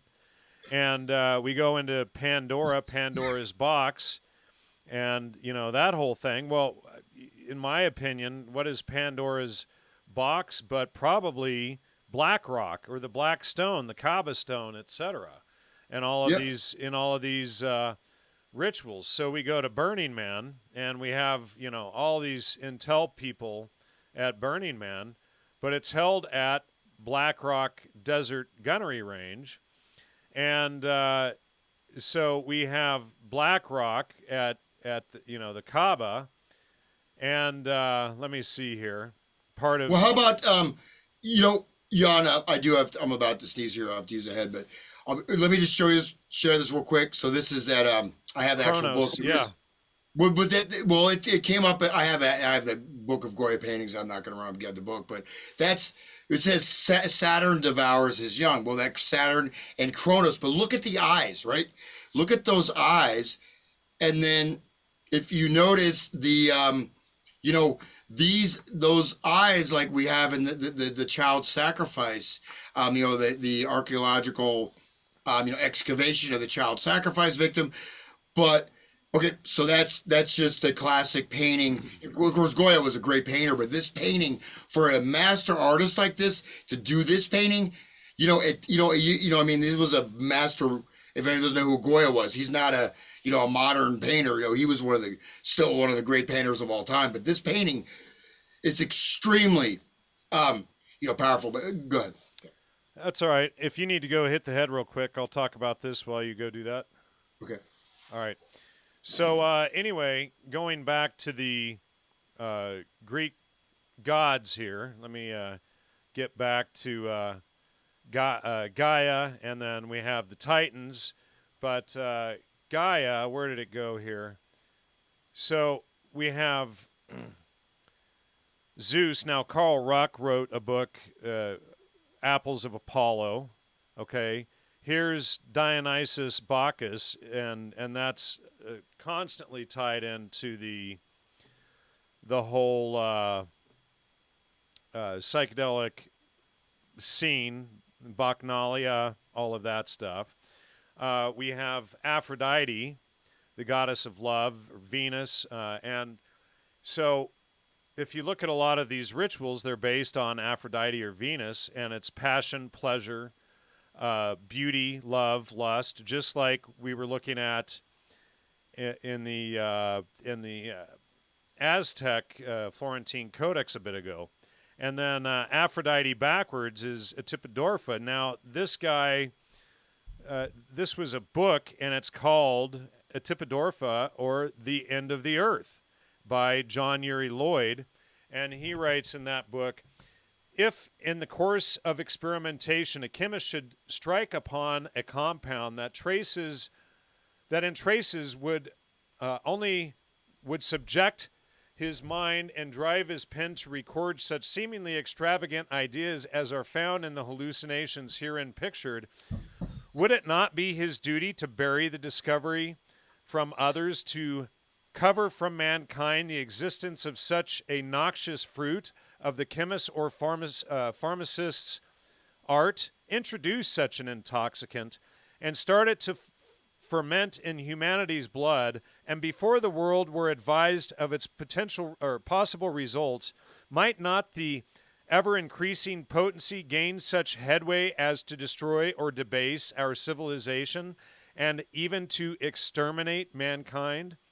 So, again, Atipodorfa is Aphrodite backwards. Now, here again, we're seeing this whole theme about destroying humanity. Now, this guy, John Uri Lloyd, that wrote that book, he had a kind of a cult following where there's even like a museum and stuff dedicated after him. But it was this huge, like, occult scene surrounding Aphrodite or Venus. But all of these things, we have Persephone's quest, we have Hermes and the Hermetic orders and this kind of stuff right here. And then we have Perseus, Prometheus. Well, who wrote the book on Prometheus but Robert Anton Wilson, or Ra, right? So right in the names of all of the Greek gods, we have a pattern of what this oh, bless you. We have a pattern of what this CIA psychedelic agenda is about. And a lot of it seems to be destroying the youth of the world and repopulating the world in whatever they want of their image. But apparently these people think that they're gods. And we had also exposed years ago in my article in Theogen's What's in a Name, we had exposed how, that pedophile, Allen Ginsberg, was writing a poem. So this is from Jay Stevens, his book, Storming Heaven. From there, Jack Kerouac's, Gary Snyder's, and Allen Ginsberg days with William Burroughs, they knew that one of the quickest ways to disrupt the rational mind was with drugs. But not all drugs. Marijuana worked fairly well. But an even better disruptor was peyote and its synthetic cousin, mescaline. LSD didn't enter the beat scene until the end of the 50s, but when it did, it quickly became the tool of choice to achieve that ancient heavenly connection, which is weird spin here because he just said it was all about disrupting the rational mind. Ginsberg took some notes. Ginsberg took some peyote in the fall of 1955, looked out his window, and he, Ginsberg, had a vision of Moloch, the biblical idol whose worship was distinguished by the burning of children. Moloch was America, Ginsberg flashed, and he began writing a poem about this intuition. Howl, right? Yep. And I'm the proud owner of one of Allen Ginsberg's last books of poetry, which is called White Stains. Wonder what that's about. Jeez. No, I have a more disgusting book from him and William Burroughs called the Yage Letters. Did I ever tell you about that book? Oh, I've had that book for years, man. It's absolutely disgusting. So William Burroughs is reporting to Allen Ginsberg, and it's all these reports that are going back to the CIA. Ginsberg was apparently Burroughs' handler. But he's traveling around Peru looking for Yage or ayahuasca, and that's the cover story. But the real story is that he's going around Peru diddling little kids, and he murders one of the kids. Yeah, and that's and just my experience, my initiation, not in that stuff, but just I had a class in high school, man. This teacher was pushing. Sophomore in high school was pushing LSD, talking about that. He brought up Ginsberg. And I got into that stuff. I got all these. That's why I have copies of all these books. I got some of that stuff when I was like 10th grade, whatever. I thought, these guys are, these are the, this is the freedom from this system. You know what I mean? Like this thing, this world doesn't seem right. Well, this is how we're gonna get out of it, and that's how it's pushed. Like Ginsberg, Burroughs, but Burroughs has a lot of really, really interesting, very, I think, important, stuff that he throws into some of his books. One of them being, this idea, he talked about like the earworm, but like the pop songs, and how the pop songs are actually the secret weapon of formulating, manipulating all of society.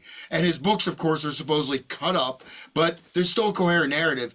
Don't tell me this is cut up. That's BS, right? But his books, and I guess, when I first looked at that stuff, I didn't notice it, but I went back.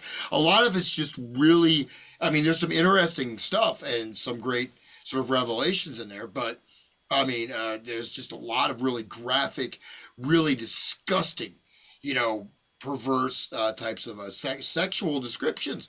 And then of course Burroughs shot his wife accidentally, right? Drunken game of William Tell. Right. Yeah. Accidentally And on purpose. he was already a murderer. Like, I don't know that I buy the whole accidental thing. Do you? He was shooting an apple off of her head or some nonsense. I forget. Yeah, William Tell. No, but the whole beat scene.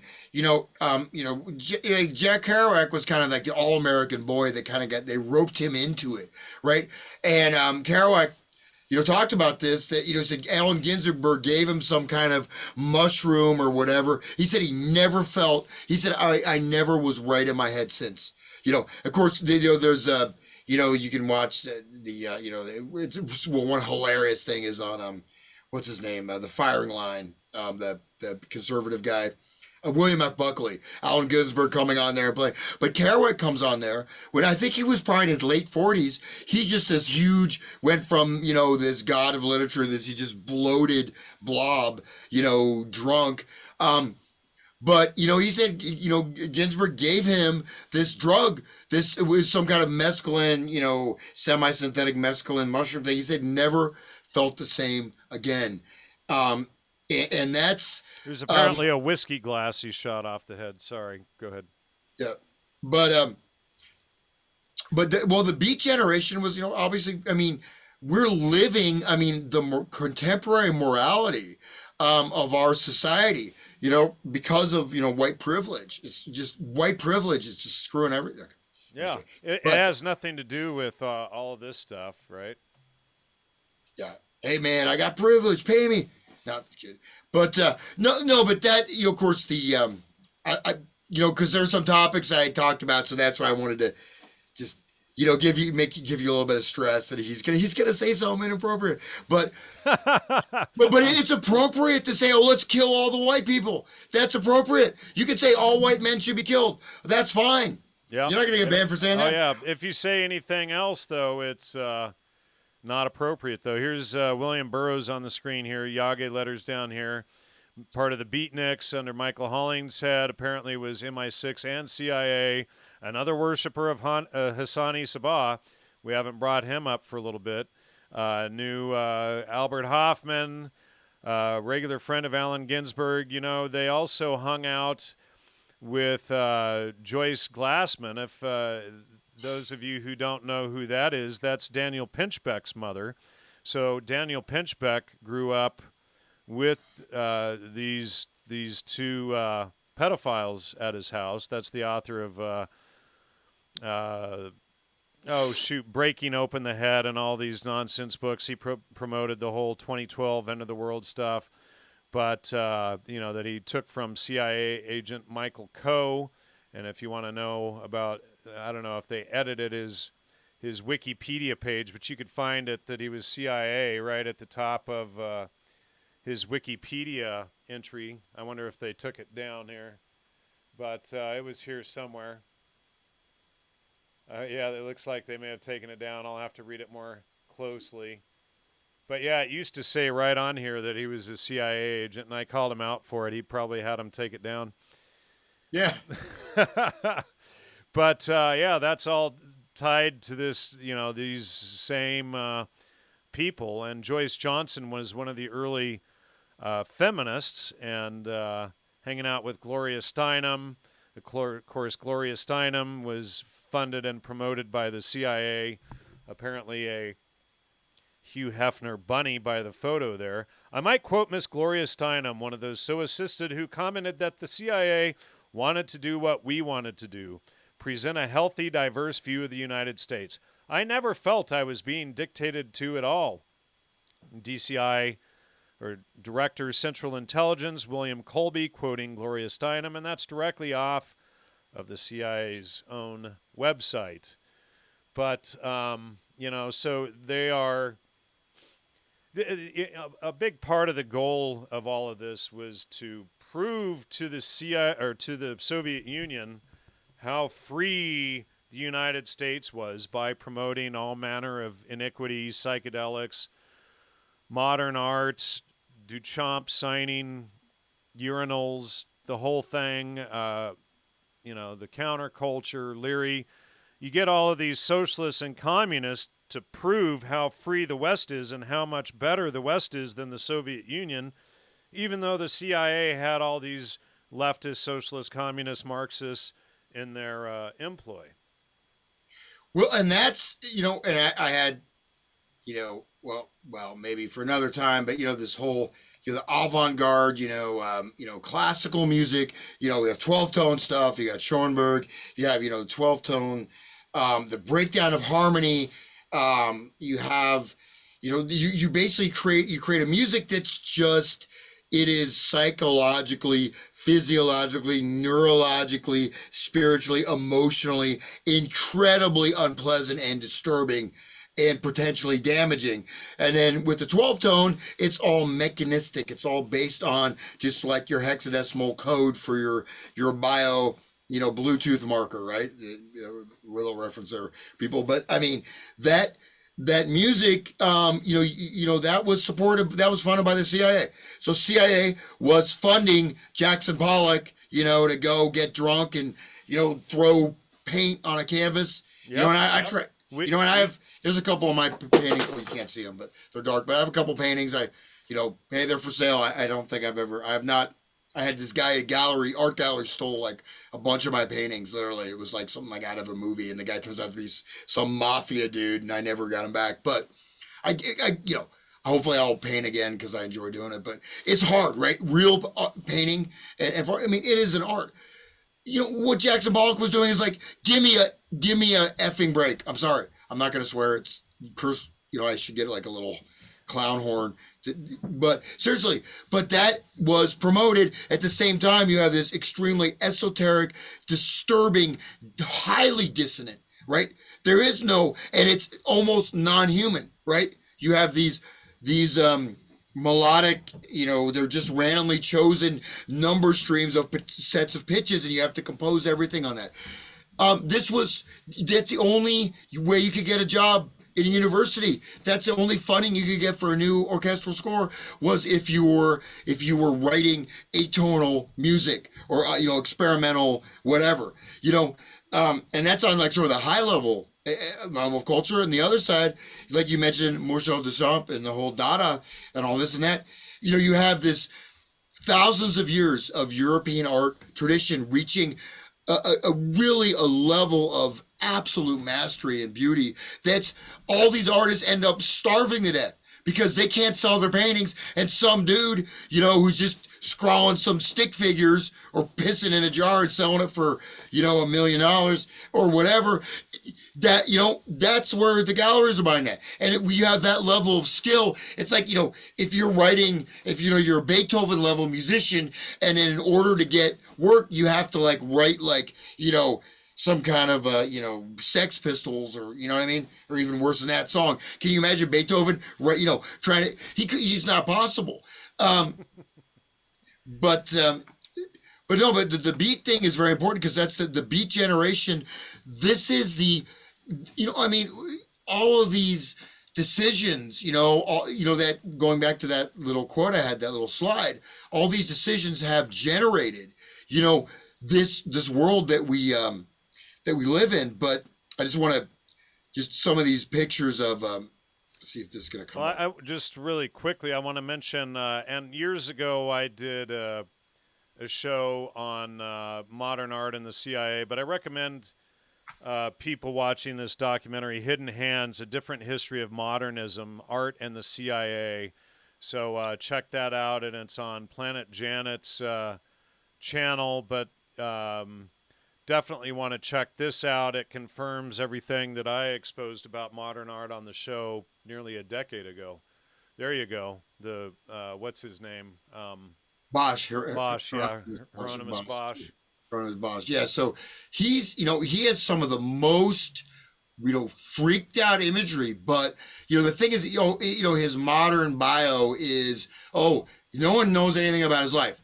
No, he was an initiate in, several of these, occult mystery schools and this and that. But you could see, look at these hybrid, these are chimeric creatures, right? These are trans, transspecial.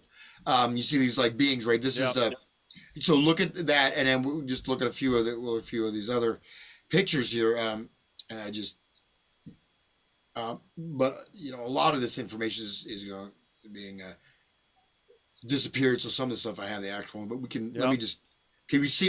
This is this is in the 15th century, man. This is this is the world that Professor Carl Ruck is really big into promoting here. Can you just start looking at all of these? images. Yeah. And this is your psychedelic paradise right here. Here's your psychedelic paradise. Welcome. That's your utopia. Yep. Here's your utopia. See, this is gonna slide over. We see some of these, like that. Look, here's your virtual reality bubble, right? I mean, and then it's kind of hard to see. There's all these like weird, demonoid transhuman creatures. It's all. What I'm trying to say is like this, this process. We go to the Mayan stuff. This is all there. It has been there, for a long time. It's just like it's actually, coming. We're witnessing it coming to fruition, where we can't just be called, whacked out conspiracy theorists, because so it's just Can you imagine, like, when you and I started our shows together 13 years ago, we couldn't even predict this level in that time. No, but so I'll stop this, but there's all kinds of stuff. It's really interesting, worthwhile to check this out. What's funny is I almost brought up that painting about 30 minutes ago in the show, and then you brought it up. So we're on the same path there. And just going back to the Greek gods, this is Isis. So this is a quote, from a book, like the 1700 whatever, written about Isis. But the quote is, and see how similar it is to the Mayan ritual a little bit. So these acts or gestures that accompany the incantations constitute the rite of Isis. Okay, so these acts or gestures that accompany the incantations constitute the rite of Isis. In these dances, the beating of drums and the rhythm of music and repetitive movements were helped by hallucinatory substances like hashish or mezcal. These were consumed as adjuvants to create the trance and the hallucinations that were taken to be the visitation of the god. The drugs were sacred, and their knowledge was limited to the initiated, possibly because they have the illusion of satisfied desire and allowed the innermost feelings to escape.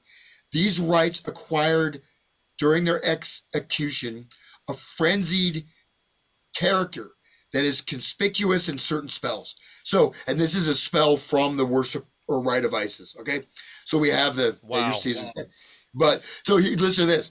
Retreat. Ray is piercing thy head, slashing thy face, dividing thy head, crushing it in his hands. Thy bones are shattered. Thy limbs are cut to pieces. Does that not sound remarkably similar? But that's ISIS, right? Not the CIA, video, guys, with the doing their like really shoddy fake terrorist videos, but the actual, ISIS. But so that's, ISIS. It's, here we go. They bring this stuff up. And how about this real quick? Remember the monoliths that just showed up right in Utah? Remember that?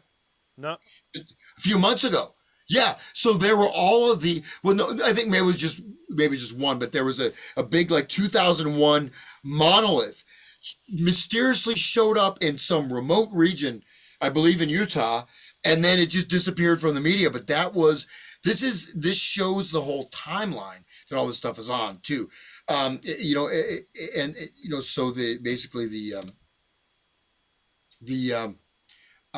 that monolith in Utah, I believe, I'm pretty sure it's Utah, right? Utah. It was just a few months ago. It was just a weird thing. I'm trying to pull it up, but my computer's got too much stuff going on here. Yeah. So the Utah monolith. No. Shit, is it gone? There was Okay. Yeah, the Utah monolith was discovered in a remote area of Utah. The metal object is believed to be between 10 and 12 feet high. Reports suggest the object was not officially dropped there. How did officials find it? A Utah Department of Public Safety helicopter was helping the Utah Division of Wildlife Resource count bighorn sheep. Notice bighorn sheep. You know what I mean? Almost like the goat. So that's on top of it. And then they find, yeah, no, but then they just put find it this right in sheep. your face, though. But in this total remote, like desert region, there's this, which must have cost hundreds of thousands of dollars, if not even pushing $1 million, to install this giant art exhibition, which was never meant to be seen, right? The the monolith, and I believe that, yeah, there were like this showed up in a few other places, and then the media store just scrubbed, boom, it's just gone. But see, this is from when did this happen? I guess it was. Why don't you share screen? I can't. My browser's Oh, hogged up sure, right sure, sure. now. Yeah. But there was I remember there being different. See, there you go. Here's what is it called? Not the Jericho effect. What is it called? The effect where things like change on the internet. You know what I'm talking about? Oh yeah. Oh, the Mandela effect. Yeah. That's it. So I remember this thing being black. And I also remember it being later. But anyways, of course, this stuff is scrubbed, so it's very easy to do this. So here's Utah monolith. Oh, I see it now. Yep. So it disappeared, huh? Well, the story disappeared. Remote area of Utah, and there were pictures of it that were I remember seeing that were black or whatever, like the 2001. But this is in the middle of nowhere, and they put this up in the middle of nowhere, like in something only tracing bighorn sheep, and then they found this monolith. And so what is it? What are the dates on this? So November 24th, 2020. Okay, so that's I'm being dated. But then, I searched, and there was actually that happened. I looked in Romania and a couple other places. These monoliths showed up, and then they're just what I mean. That disappeared. You get a media story, and then boom, it's just gone, right? But okay, you see that first picture looks kind of black. I just showed one. I found one image. I had to pull up a different browser to get it to go. Let me stop the share. But what I'm saying is that this stuff, like that story, the monolith, the black stone, Saturn, Kronos, And we haven't talked about Kubrick for an hour and 15.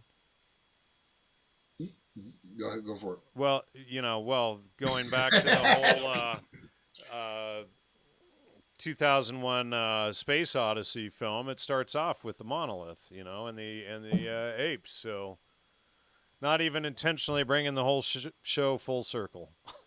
Well, notice the apes dancing around, and let me just show this. Just reshare this real quick. That notice. So this like Twitter feed, right? Do not the Utah workers that found that, don't they look kind of like apes a little bit? With their their monkey suits on. You know what I mean? It's like they look like. You know what I mean? So it's it's so that it's all there. That had to be staged even because they're surveying bighorn sheep. Come on. Yeah, the helicopters, and it's literally like it's like you can't get to this region. You cannot. There's no roads. It's just a desert, and they're following bighorn sheep. And then so I mean. Again, part of that, there's the revelation of the method, but anyways, what do you think about that ISIS quote, right? Isn't that interesting? Like ISIS, and they have the hallucinatories, but then the prayers, right? Ray is piercing thy head, slashing thy face, dividing thy head, crushing it in his hands. Thy bones are shattered, thy limbs are cut to pieces. I won't go. I have a Adorno thing. I won't read that. But so Prescott says Wikipedia says over 200 of these monoliths were created by artists after it was discovered. Sounds like a ritual. Yeah, it does. Probably was. Yeah. So it became a fad, and I didn't. Yeah. It just like popped in my head. My crushed head after, reading the ISIS prayer, that seems like, what is it? Blow my mind, that blows my mind. You want to blow your mind. Is it? Okay. You know what I mean? Yeah. steal your face off your head. You know, your head, what does that mean? Well, you steals your face, your identity, yourself, and then your head is just your experiential intoxication space without any discipline, and you become like a worm, like you become these, well, that the Mayan quote, whether your hair is falling out and, the 70-year-old woman is shaking her stuff, and I mean, what a pitiful, well, I mean, it's not even pitiful. It's just, oh, it is what it is. Well, yeah, I mean, it's all black ritual magic. And the thing is it plays on people's unawareness of it going on, and they get pulled into it, like the whole rock music scene that you and I, shoot, when was that series? 2014 we did that? Something like that. Long time ago. Man, music, mind control, and psychobiology. Wasn't that like... Was that 2014 or 15? It was like 7-8 years ago we did that series. Yeah. Can you believe that? Well, the funny thing is, John, is that, like, okay, one thing, man, I am pissed at you about this. What's that? You told me, it's like, dude, Bitcoin. It's like, don't buy Bitcoin. It went up to like $500 a coin. I never said don't buy it. No, you said, oh, no, because it was like real. I'm just kidding. But no, that was, and remember, you had another guest. You're like, hey, dude, can you do the... Because we hadn't, talked occasionally after we did that first show, and then you're like, hey, I had a guest cancel. Do you want to do this topic, right? Yeah, remember that? Yeah, that's right. And it was Jason was one of the two Martineau, the brothers or cousins, and one of them was the pianist, and I had wanted to do a music mind control episode because I started seeing music being tied into all this mind control MK Ultra stuff. And then for whatever reason, I don't remember exactly, he backed out of doing the show. Maybe realized that, I wanted to expose the agenda and he didn't want it exposed. But I had him on regarding his Quadrivium book on the music aspect of the Quadrivium. And so he backs out, and then I was just like, oh, well, so I contacted you, and I hadn't spoken in a while, and you said, well, let me give it some thought, and you weren't sure at first, and then you gave it some thought, and you said, yeah, I think you're right, but you had, a PhD in ethnomusicology to back it up, so, here we are. You were just about to get your PhD back then. Oh, okay, yeah, I started before I graduated, okay. But no. Well, no, is that I have to say is that like that, to be able, to be able to research, and I try to, I like to draw in a lot of levels. I mean, that's kind of like one thing I did with my academic research is looking at not just one specific mode, but trying to see all these interconnections, and that, but just also just looking at the thing, and I know I had. I knew, for a long time, like I didn't like rock music. I was like either a jazz purist. I got into Indian classical music. So, but I didn't really think about it that much. I just knew that like I don't really like these environments. Like I remember, in Goa, there was like a whole forest. It was like this turned into a huge rave. And this is before I knew any of that stuff. And, I mean, any of the research stuff, but I was just there and I'm like, it's that mechanistic beat and I could just feel what it was doing to the people. I knew I didn't want to be in that environment. I knew it was affecting me in a way that I didn't like.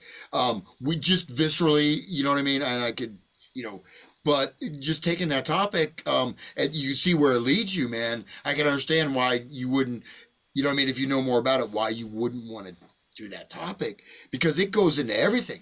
It connects and goes and goes and goes, and it's foundational, because the music, as that that invisible, right, that social glue, these things that I mean, you can just imagine you go out and suddenly like no one can understand what you're saying, right? Or else the sort of your LSD-induced schizophrenic break where every object around you you see all these objects, but they're all floating. They're all completely separate from each other. Yeah. There's no congruency. Or you don't know, like I'm holding this up. What is this? What is that? Oh, hey, I'm going to get a product placement. All right. Well, I have, that looks like a Q-tip. no, but you know what I I'm mean? What I'm kidding. saying? It's obviously an ink pen. Well, it's a planet. It's from the gym that I Oh, don't go to. okay. That you So they don't go might. to.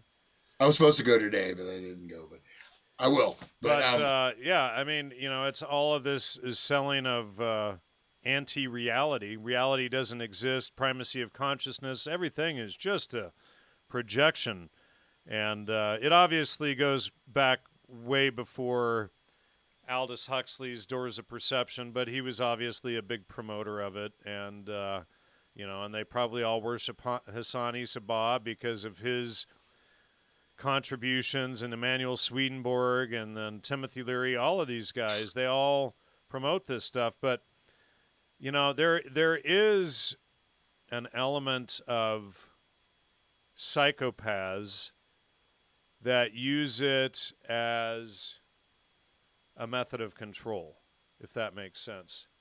well, Because they seem to tell their prey that reality isn't real and everything is just a projection of your own mind, so that so that you think that there aren't actually predators out there with their own agency. or you so of course all of these things, right? There's always some basis like in truth. So even like the perennial philosophy or Alan Watts, right? He's like, okay, well, you are one with the divine. You're this. There are levels where that actually happens. There are states or positions, stages, right, that can be reached. But these are things that it's very dangerous, and it's unnecessary to dispute the reality of the external physical environment. In Right. fact, the grounding of yourself and your body, your body is grounded here in this physical world. It's one of, for me, using that Husserl, the German phenomenologist philosopher, it's called, phenomenological reduction, which I mentioned, but it's like called the bracketing of experience, where you take one type of perception and you just focus on that. You kind of cut everything else out, not pretending it's not there, but see, how is this image actually occurring in my mind, or how is it occurring in my ocular nerve? It's just clarifying being very precise, very clear with your experience, and as opposed to deranging your experience. Well, And that's one of the sort of the love childs of this thing. Oh, by the way, Hieronymus Bosch died at age 66.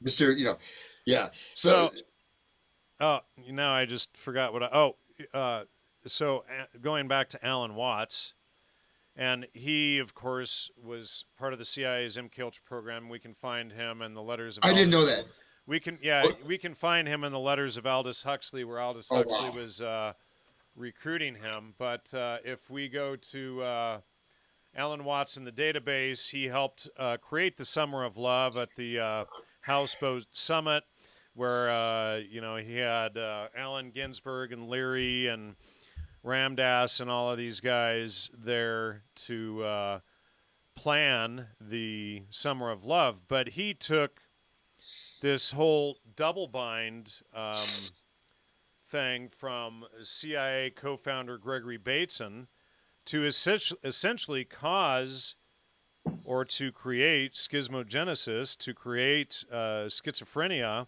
in the people who followed their line of meditation, which was also, not only denying reality, but it was designed to cause a psychotic break in the person practicing it. But, that was something that Gregory Bateson, one of the key people behind MKUltra, and again, a founder of the CIA, he was who created Native Revivalism, and he was behind cybernetics and the Macy Foundation conferences and all of this stuff. But they created that double bind, and then they had Alan Watts go and promote it to the public. Now, interestingly, Alan Watts was behind the creation of the Pacifica Foundation, which is the big promoter of communist leftism in the United States. The KPFA, KPFT, KPFB in Berkeley, etc. But so I have a quote here somewhere. Right here. This is from the letters of Aldous Huxley, October 17, 1952. In regard to research, I think we should make it quite clear that there is no intention of undertaking any microphysiological investigations of the nerves, electric potentials, etc., and that we are interested in and that what we are interested in is the molar phenomena of the human organism as a whole. Now, why would Aldous Huxley, the key architect of the CIA's MKUltra program, be writing to Alan Watts what kind of research that they are interested in doing when Alan Watts is the hippie LSD philosopher? Unless he's not really just the hippie LSD philosopher. Alan Watts was a big theosophist. He was at the Millbrook Mansion with CIA agent Timothy Leary, part of the Hollyhock Institute, heavily influenced again by Aldous Huxley, and influenced guys like Richard Alpert or Dick Ramdas, etc. And he was part of Tim Leary's International Federation of Internal Freedom group. So, but he was literally one of the guys behind the creation of the Summer of Love with Allen Ginsberg, Timothy Leary, Gary Schneider. He was, part of this whole thing. The human being, all of this stuff was part of the CIA's MKUltra agenda that was spun into a peace, love, hippy-dippy nonsense type of thing, again, to create schizophrenia and a psychotic break in the people that listen to all of these people. They wanted you following a primacy of consciousness nonsense philosophy that reality isn't real. Well, and also the destabilization, right? Which we didn't get into that. Sorry, it looks like there's some house guests upstairs. I'm not sure they are. It's 2 hours. We can wrap it up here. No, it's fine. We'll keep rolling with this, man, because you know what? I'm like Easy Rider, man. No, it's like the reason Alan Watts, like I got these, like my family, I probably told you, from like one half of my family's all straight California, knew like Henry Miller, Ramakrishna, even Alan Watts, my grandmother was kind of connected with that. My grandfather was very much connected with it. He was a big connected with the socialist stuff. He didn't know he was a pretty righteous guy. He stopped the drilling of drilling oil. He stopped Rockefeller drilling oil in in Long Beach Harbor. But it's still, I was kind of raised in that, and I had all these books, right? They were given to me. Some of them, these are like at like 12, 13, 15 years old. Alan Watts, The Wisdom of Insecurity, Alan Watts, these little paperbacks, right?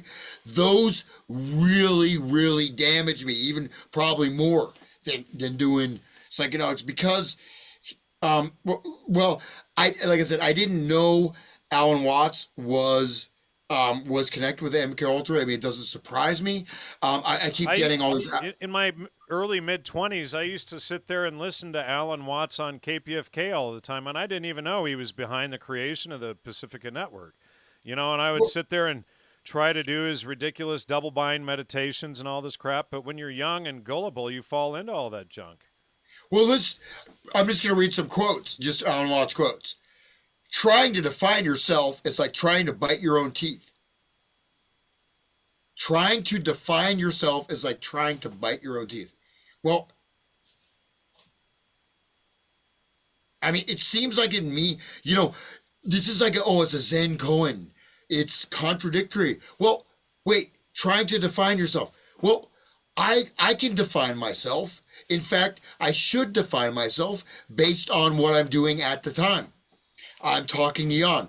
If I decide, define myself as a male dancer, as a male, escort dancer, when I'm talking to you, Jan, and I start like taking my clothes off and dancing in the background, that's a bad definition. That's not a mental image I needed. Thanks, Hans. I don't know why it just that came to me. I just thought of the most. Sorry, man. Oh my god. Oh man, I don't know why. I was going to ask you if you were going to start dancing at the Epstein Island. No, man. I mean, I'm not a good dancer, dude. I mean, that's the. I joke my wife. I'm like, oh yeah, I got a gig tonight. I'm being hired by a bunch of 20-somethings. Someone says utterly gross. Oh my god. I'm being shut down. Well, no, and so actually now, anyways. That was a bad. I should have done it. That's what just popped in my head. But because of the absurdity though of that quote. Okay, man suffers only because he takes seriously what the gods made for fun. What is that? Yeah, well, that sounds like the gods we talked about earlier, the Greek gods that are trying to destroy the world and humanity, and they promote all of the iniquity and debauchery to undermine society. Okay. I'll just read a few more of these quotes because they're really prescient, so to speak. We seldom realize, for example, that our most private thoughts and emotions are not actually our own. For we think in terms of languages and images which we did not invent, which were given to us by our society. So see how pernicious and diabolical this actually is. We seldom realize. So look, these are very, these type of, advanced, mind control speakers like John Lennon. I do not, maybe Theodore Adorno wrote the Beatles lyrics. I kind of doubt it because, but anyways, there's a lot of nuance and it's very important because these are creating subconscious pathways and affirmations and acceptances. And the, basically like when things don't make sense, we kind of almost become unconscious or kind of push it out of our mind, right? Does that make sense? So when you have something that doesn't, you just say, oh, that doesn't mean anything. But some of it kind of means something, and this is how sort of the cybernetic application of this stuff goes on. So we seldom realize. So that means we seldom, but we do realize it sometimes. Okay, seldom realizes. We seldom realize, for example, what? I mean, so that's totally general, right? Seldom realize, but seldom means sometimes we realize it. But here's the example. Of course, the example is the core of the statement, right? So we have a flip, inversion of meaning. We have, general and specific cases being juxtaposed that are most private thoughts and emotions, not our thoughts and emotions, some of our thoughts of emotions, but our most private thoughts and emotions, the core of what we are. Not, not just, I can, well, okay, I'll give you an example. Like I opened myself up to ridicule, right? By doing that. It just popped in my head. So maybe I was thinking ahead. Okay. So I was ridiculed. And now I'm like, no, I'm going to show you I can dance. It's not disgusting. No, just kidding. I will not, but no, literally, like, I mean, I was like, what a stupid, spontaneous metaphor to come up with. Terrible. It was terrible. I could not come up with a worse one. Like, it was like the ghost of Alan Watts haunting me. Seriously, I mean, but think about that. So our most private thoughts and our emotions are not actually our own. So that means the core of our beings are not our own. Like, well, I would say that. So look at that. It's just a few words. Yeah, this is exactly what Steve Jones and I and Kieran covered in a recent show.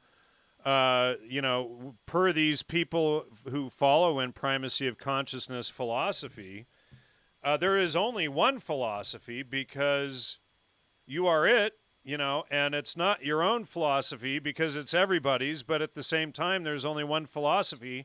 So under their system of belief, it can only be you, right? See, what we have here is this, the Schizmogenesis, right? So the double bind. What is this? I have not looked. Someone said, "Don't take your shirt off. I don't want to see your udders."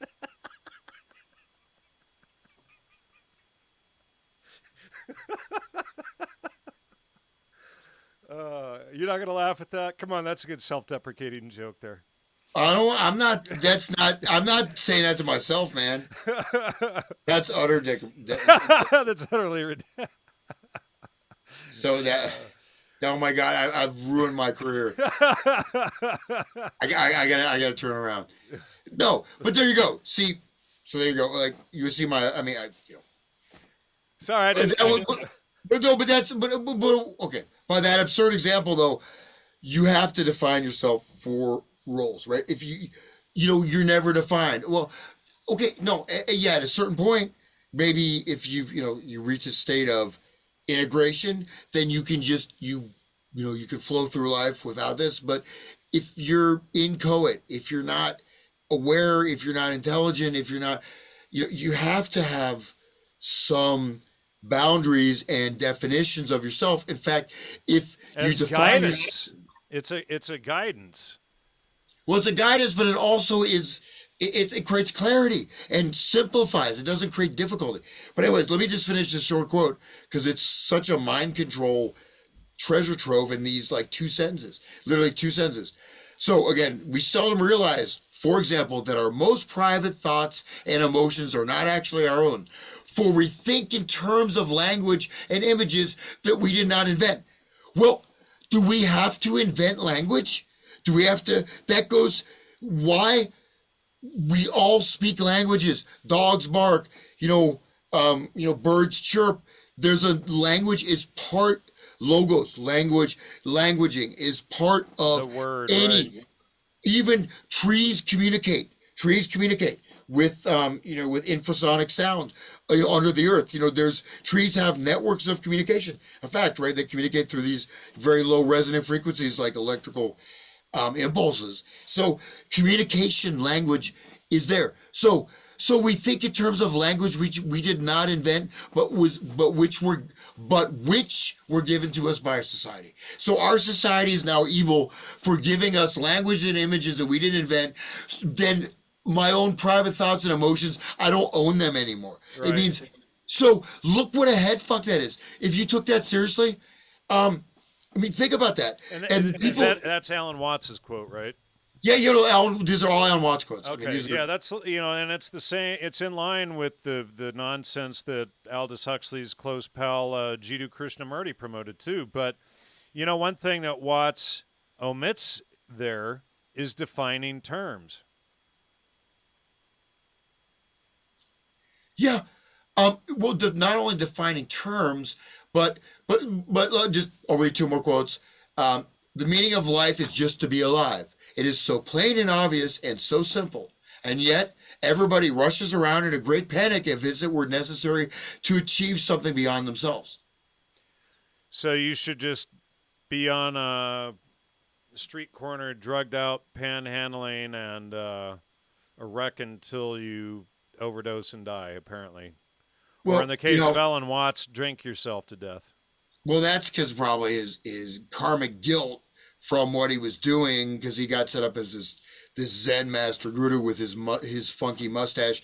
I remember like his houseboat, the houseboats, you live in the Golden State. I went to his houseboat, 2016 or so. I went over there to the houseboat and looked at it. I've seen it too, man. Yeah. But again, the meaning of life is just to be alive. It is so plain and obvious and so simple. It is so plain and so obvious and so simple. He's a great writer. This is great as really, unless, you read it, you kind of gloss over the words, but it is very advanced, mental programming language, right? It's very advanced cybernetic, schismogenic language. Okay, just to be alive, the meaning of life, just to be alive. And yet everybody rushes around in a great panic.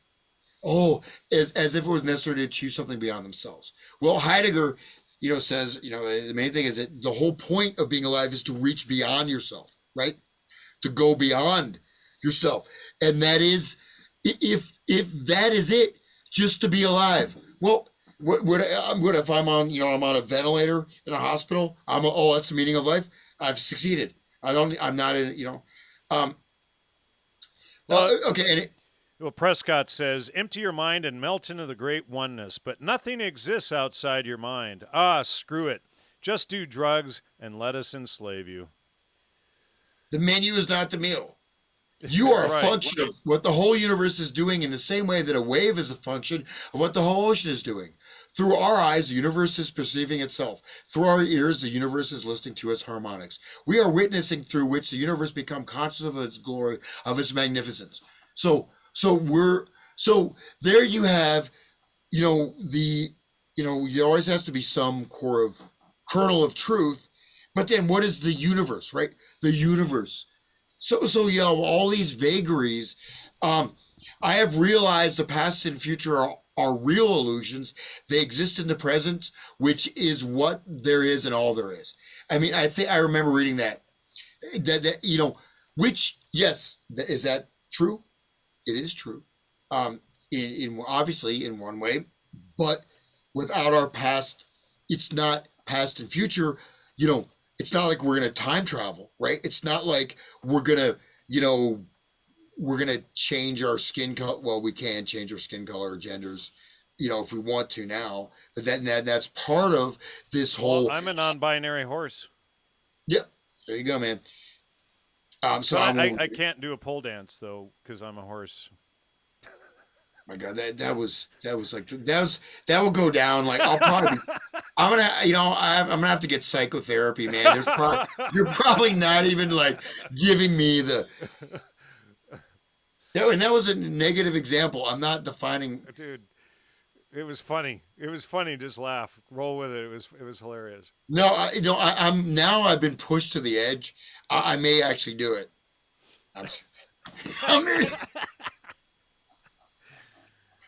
Oh yeah. I'm such, I am really, I love, okay, I'll be honest. You're a doctor of music. You don't need to be a dancer. No, I am, I've had people tell me that, like I learned the one thing I do innocently, right? I'm very, any activity, writing, this, that, music, I'm very strict with aesthetic codes. Dancing, I love dance. I have a passion. I studied Bharatanatyam dance in India. So I did a little show. The entire audience literally just collapsed in paroxysms of laughter. I mean, they literally fell down. I mean, they were sitting, but I mean, so my dance is, it's inadvertently funny, but I do it seriously. But I don't dance much. In fact, I guess people would say I'm horrible at dance, but I do it so honestly and innocently. I mean, I could, these are I'm not going to, Krishna playing his flute. It's not very erotic, is it? The whole Esalen Institute agenda.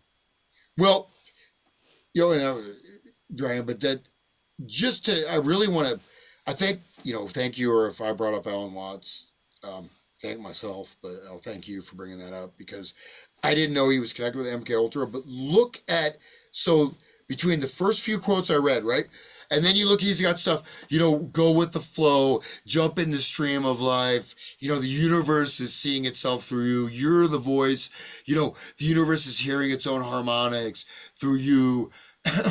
Well, but then it's like your deepest feelings and emotions are not your own. Wait, so you, Alan Watts, are going inside my own mind and saying, because society gave me a language and images that I didn't create those images. So what, I have to build entire civilization myself? And then you go to Jerry Garcia, right? Or, the modern 6G, metaverse, where you have your own little bubble of your own little thought projections. You've lost the stream. You've lost, you know what I mean? So, you see these inversions, and yet there's a thing of like certain things in life will settle, right? If you learn to be fully present and be fully aware. and to be able to face things without reaction. I mean, reaction means that, you have a stimuli and, someone says something and immediately, you get angry. Okay, then every time someone says that, you're going to get angry. Or every time, you see you know what I mean? Like every time you see a female or a male, you want to copulate, or, you know what I mean? Like all these things are habitual reactions. These are prisons of thought that require that, the loosening of these bonds of whatever they are, addictions or, traumas, whatever they may be. But then see how it's inverted, right? Go with the flow, but then nothing's real, and then you're actually the universe. And so you're taking LSD and you're hanging out with Alan Watts on his houseboat, or you're doing your microdosing and you're working for Silicon Valley in 2022. Same process. You're going in your own head. You're no longer, you get, I don't know if that you're following me, but. Yeah, I do. Well, and who came up with microdosing? That was James Fadiman, whom I interviewed over a decade ago, and he was one of the last to do legal LSD experiments in, 1970, I think it was. And his wife was a Mary Prankster, and they were part of that whole MK Ultra scene. So, yeah, all that same tight little group. Yeah. Well, hey, Jan, I think good place to wrap it up. Yeah. There's well, we've only done 50 shows, so that's like probably 140 hours worth of material. Could you imagine listening to you and I straight through all of that? Like you and I have talked about putting together you said DVD, a flash drive or something with all of our greatest hits or something, which would be cool to do, but I'm not sure I could listen to us for 140, 150 hours of stuff to put it together, or just maybe a whole archive and put that out in one piece. That would be kind of cool, but. Well, I mean, just as a record, because a lot of the stuff is disappearing, right? I mean, yeah, disappearing. And this, like I just had my phone, told you, like my phone crashed, totally just, bricked, and I lost a huge amount of data recordings, trying to recover it. But there you go. It's totally, not that things are not, impermanent as they are, but I mean, like, you think all this stuff on the internet is going to be there. They're already modifying. You look up search terms, you can't find it. Even if you use, other search engines, it's not there. Yeah. Or it's being spun, and so. Well, you and I have seen our work together taken by numerous other authors and researchers, and spun and repackaged into lesser versions of what we put it out as, Well, the thing is that this is, it's not just one thing, right? It's not like this is just a 1 point, thing that you understand this thing and you grasp it. I mean, there's a lot of forces going on here, but they're all interconnected, right? And we continually to see how these intersections occur. And I didn't even go like mystery schools. I mean, you look at I'm gonna throw this out real quick. This is like my last solo here, like Coltrane. I'll probably never do another show after talking about me doing erotic dancing. That's it. It's over. No, okay. So Scofield, right? John Scofield with the Scofield Reference Bible. So his teachers, one of his teachers, I mean, his main sort of guru or main presenters was Westcott, right? And so B.F. Westcott was a professor of divinity at at Oxford, and he founded the Hermes. Yep, he founded the Hermes Society. So So Westcott's club, yeah, at Cambridge, called the Hermes Society. We going back to the Greek gods, the Hermetic, you know, etc. Somebody brought this up to me today. This guy Carl brought it up to me today that the Oh, Westcott, Schofield Bible was all Crowleyan group design. really? Maybe he's got. What he has a. Is he spying on me? He's copying my research. I don't know, dude. It was like, Dude, I'm kidding. I'm what kidding. do you, what do you, oh, I know. But he just, dude, it was weird because we were just talking about it today. Well, Westcott founded the Ghost Society. Oh, you're talking about Westcott and Hort, right? Yeah, Westcott Hort. Yep. Yep. You know, and so this connects with the whole occult revival. You know, in a book, you know, Laba, which is very interesting. You know, it's a novel, but the author was, you know, very much into this. So, but anyways, this but that like that Bible, the Ghost Society. I mean, these are the entire, you know, process. You know, where they have, you know, the Renaissance, which this, you know, influx of, you know, not that, you know, I'm not for like, this is wrong, this, you know, that's not, but we don't really know. We have such a distorted view of history, right? Unless you research, like, you know, like I thought, you know, until I watched, Apocalypso, honestly, when I saw it, I thought, Apocalypto, I mean, my friend has a band called Apocalypso, and they do heavy metal songs on steel drum. So, but you know, when I first saw it, I thought it was almost like a fiction. No, that's real, right? That's as close to real as you're gonna find, you know, in the you know, the mainstream media, right? Of what was going on with the sacrifice, with the intoxication, right? And you can see, you know, all the society women in that, you know what I mean? With the, you know, maybe you missed that, but you know, you can see the denizens of the city, right? The elites and how they're all, you know, totally on drugs and decadent and almost like rotting, you know, from the inside. That's what they're selling us as liberation. Okay. And in fact, you're not even being liberated. You're part of the Blue Man Group. You're going to be put up there on the altar, right?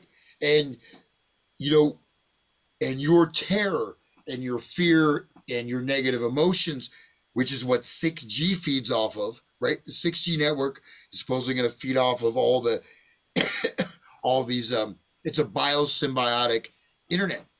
You know, this is from anyway. Timothy Leary's professor at Harvard, David McClelland. It is probably no accident that the society which consistently encouraged the use of these substances, India, produced one of the sickest social orders ever created by mankind, in which thinking men spent their time lost in the Buddha position under the influence of drugs, exploring consciousness, while poverty, disease, social discrimination, and superstition reached their highest and most organized form in all history. Who's that quote from? David McClelland, Harvard University. That's Timothy Leary's professor, one of his professors at Harvard. Well, I mean, there's truth to that, and there's things that are not true, but what was Leary promoting? I mean, at least, let me say this, at least, you know, the actual yogic traditions of India, if you follow them, they're extremely disciplined. They require, you know, tremendous discipline that most people can't even imagine having, okay? But this is his professor, his mentor, and what is he promoting? Exact same thing, except without even the discipline of an actual authentic, you know what I mean? An authentic spiritual practice. And that's the whole thing. You know, that's, you know, your own guru. That's the, you know, the Alan Watts. But what it does is it, just to, I mean, like, seriously, I was psychologically, like Alan Watts, I mean, I could probably like beat him up. for what he did to me. I could, I won't say anything other than that, even though he's already dead 1,000 times over. I've fantasized about, if Aldous Huxley used to live on the next mountain ridge over. If he were alive today, I'd have a pill for him. Well, no, but just think, like, when I went through those quotes, not to, to belabor them, but these are, just little drops. But, when you're looking for something, right, you're innocent, so to speak, right, in the world, and then you've got this thing, or like, oh, you are the universe, just let the universe play through you, just relax and let go. Oh, the purpose of life, just to be alive. Your inmost thoughts and feelings are not your own. The deepest part of yourself is not you. Look at that. That's Schizmogenesis. Yeah. It's even double. So you're projecting outwards that, oh, I'm the universe, but you are totally blocking access to your own self. Isn't that the definition of a double bind right there? Yeah, well, it's a double bind, but it's more than a double bind, right? I mean, it is a double bind, but it's, it's a replacement. I mean, the Schizmogenesis is not double bind. Is sort of a cover because double bind doesn't necessarily create schizophrenia, right? Double bind can be employed in a schismogenic process. But Schizmogenesis is when you have the superseding of internal, your internal states and subjective reality is, you interpret that as real, right? The schizophrenic, sees, the UFOs are landing or whatever, and he's just living in that world. But there's a gap, and the gap is also the language and definition, and so a double bind is just one component of the whole system. So, okay, here we go. All right, so let's see. Chaos Theory says, please put together a Hans and Jan archive for purchase. Censorship escalating. Great way to support both of you and retain the knowledge and share your insights. Yeah, I can work on that. I'm pretty sure I have all of our shows archived. I can put a USB together and make that available. We can figure something out. But anyway, I think that's a good place to wrap it up. 2.5 hours. That's a long one. And not that we haven't. If you want to do like 5 minutes, if any people had any questions or anything like that, I don't know. I don't have the. Anybody have any questions? There was a lot. The comments have been pretty busy tonight. Any questions, folks? Before we wrap it up here, quickly. I'm not gonna scroll through hundreds of comments and trying to find questions, but yeah. So anyway. Who cuts your hair? Who, Jan or me? Oh, boy. Rudolf Steiner. Oh, boy. Let's see. Anyway, I don't see any. That's fine. Yep. Well. What got you into dancing? I mean. Was Cash CIA? Cash was around before the CIA. Anyway, I think that's a good place to wrap it up. Thank you, ladies and gentlemen. Hans, you want to give out your contact information? Yeah. I've got my Hotmail account still going somewhat. Hans@hotmail.com. Mindcontrolmusic.wordpress.com, which I'm going to be updating soon. I've got a number of new titles coming out. Record label. I've got some CDs and I've got a bunch of books that are going to be forthcoming. You got to get me a copy of that hardcover too. I want a copy of that. Yeah, that's rare, man. They're like autograph. I mean, it's crazy how much, man. It costs so much to publish books now, man. Yeah. Maybe it always did, but I mean, it's like crazy. It's like but yeah, that's there. There's a few copies of that left, and I want one. But I'm always, like I said, I will respond, and so I'm just more interested in communication and creating a those that will survive, or maybe we've already survived. Maybe Jan, maybe you and I have saved the planet. Our show last week may have saved the earth. So, dude, that show was epic, I gotta say. Yeah. So, all right. All right. Thank you so much. Thank you, everybody. Please go to LogosMedia.com and donate. There's also donations down below in the show description for the show. Go to Patreon, etc. And please like, share, and subscribe. And we'll have to have Hans back again someday soon for number 51. So thank you, everybody, and good night. Good night.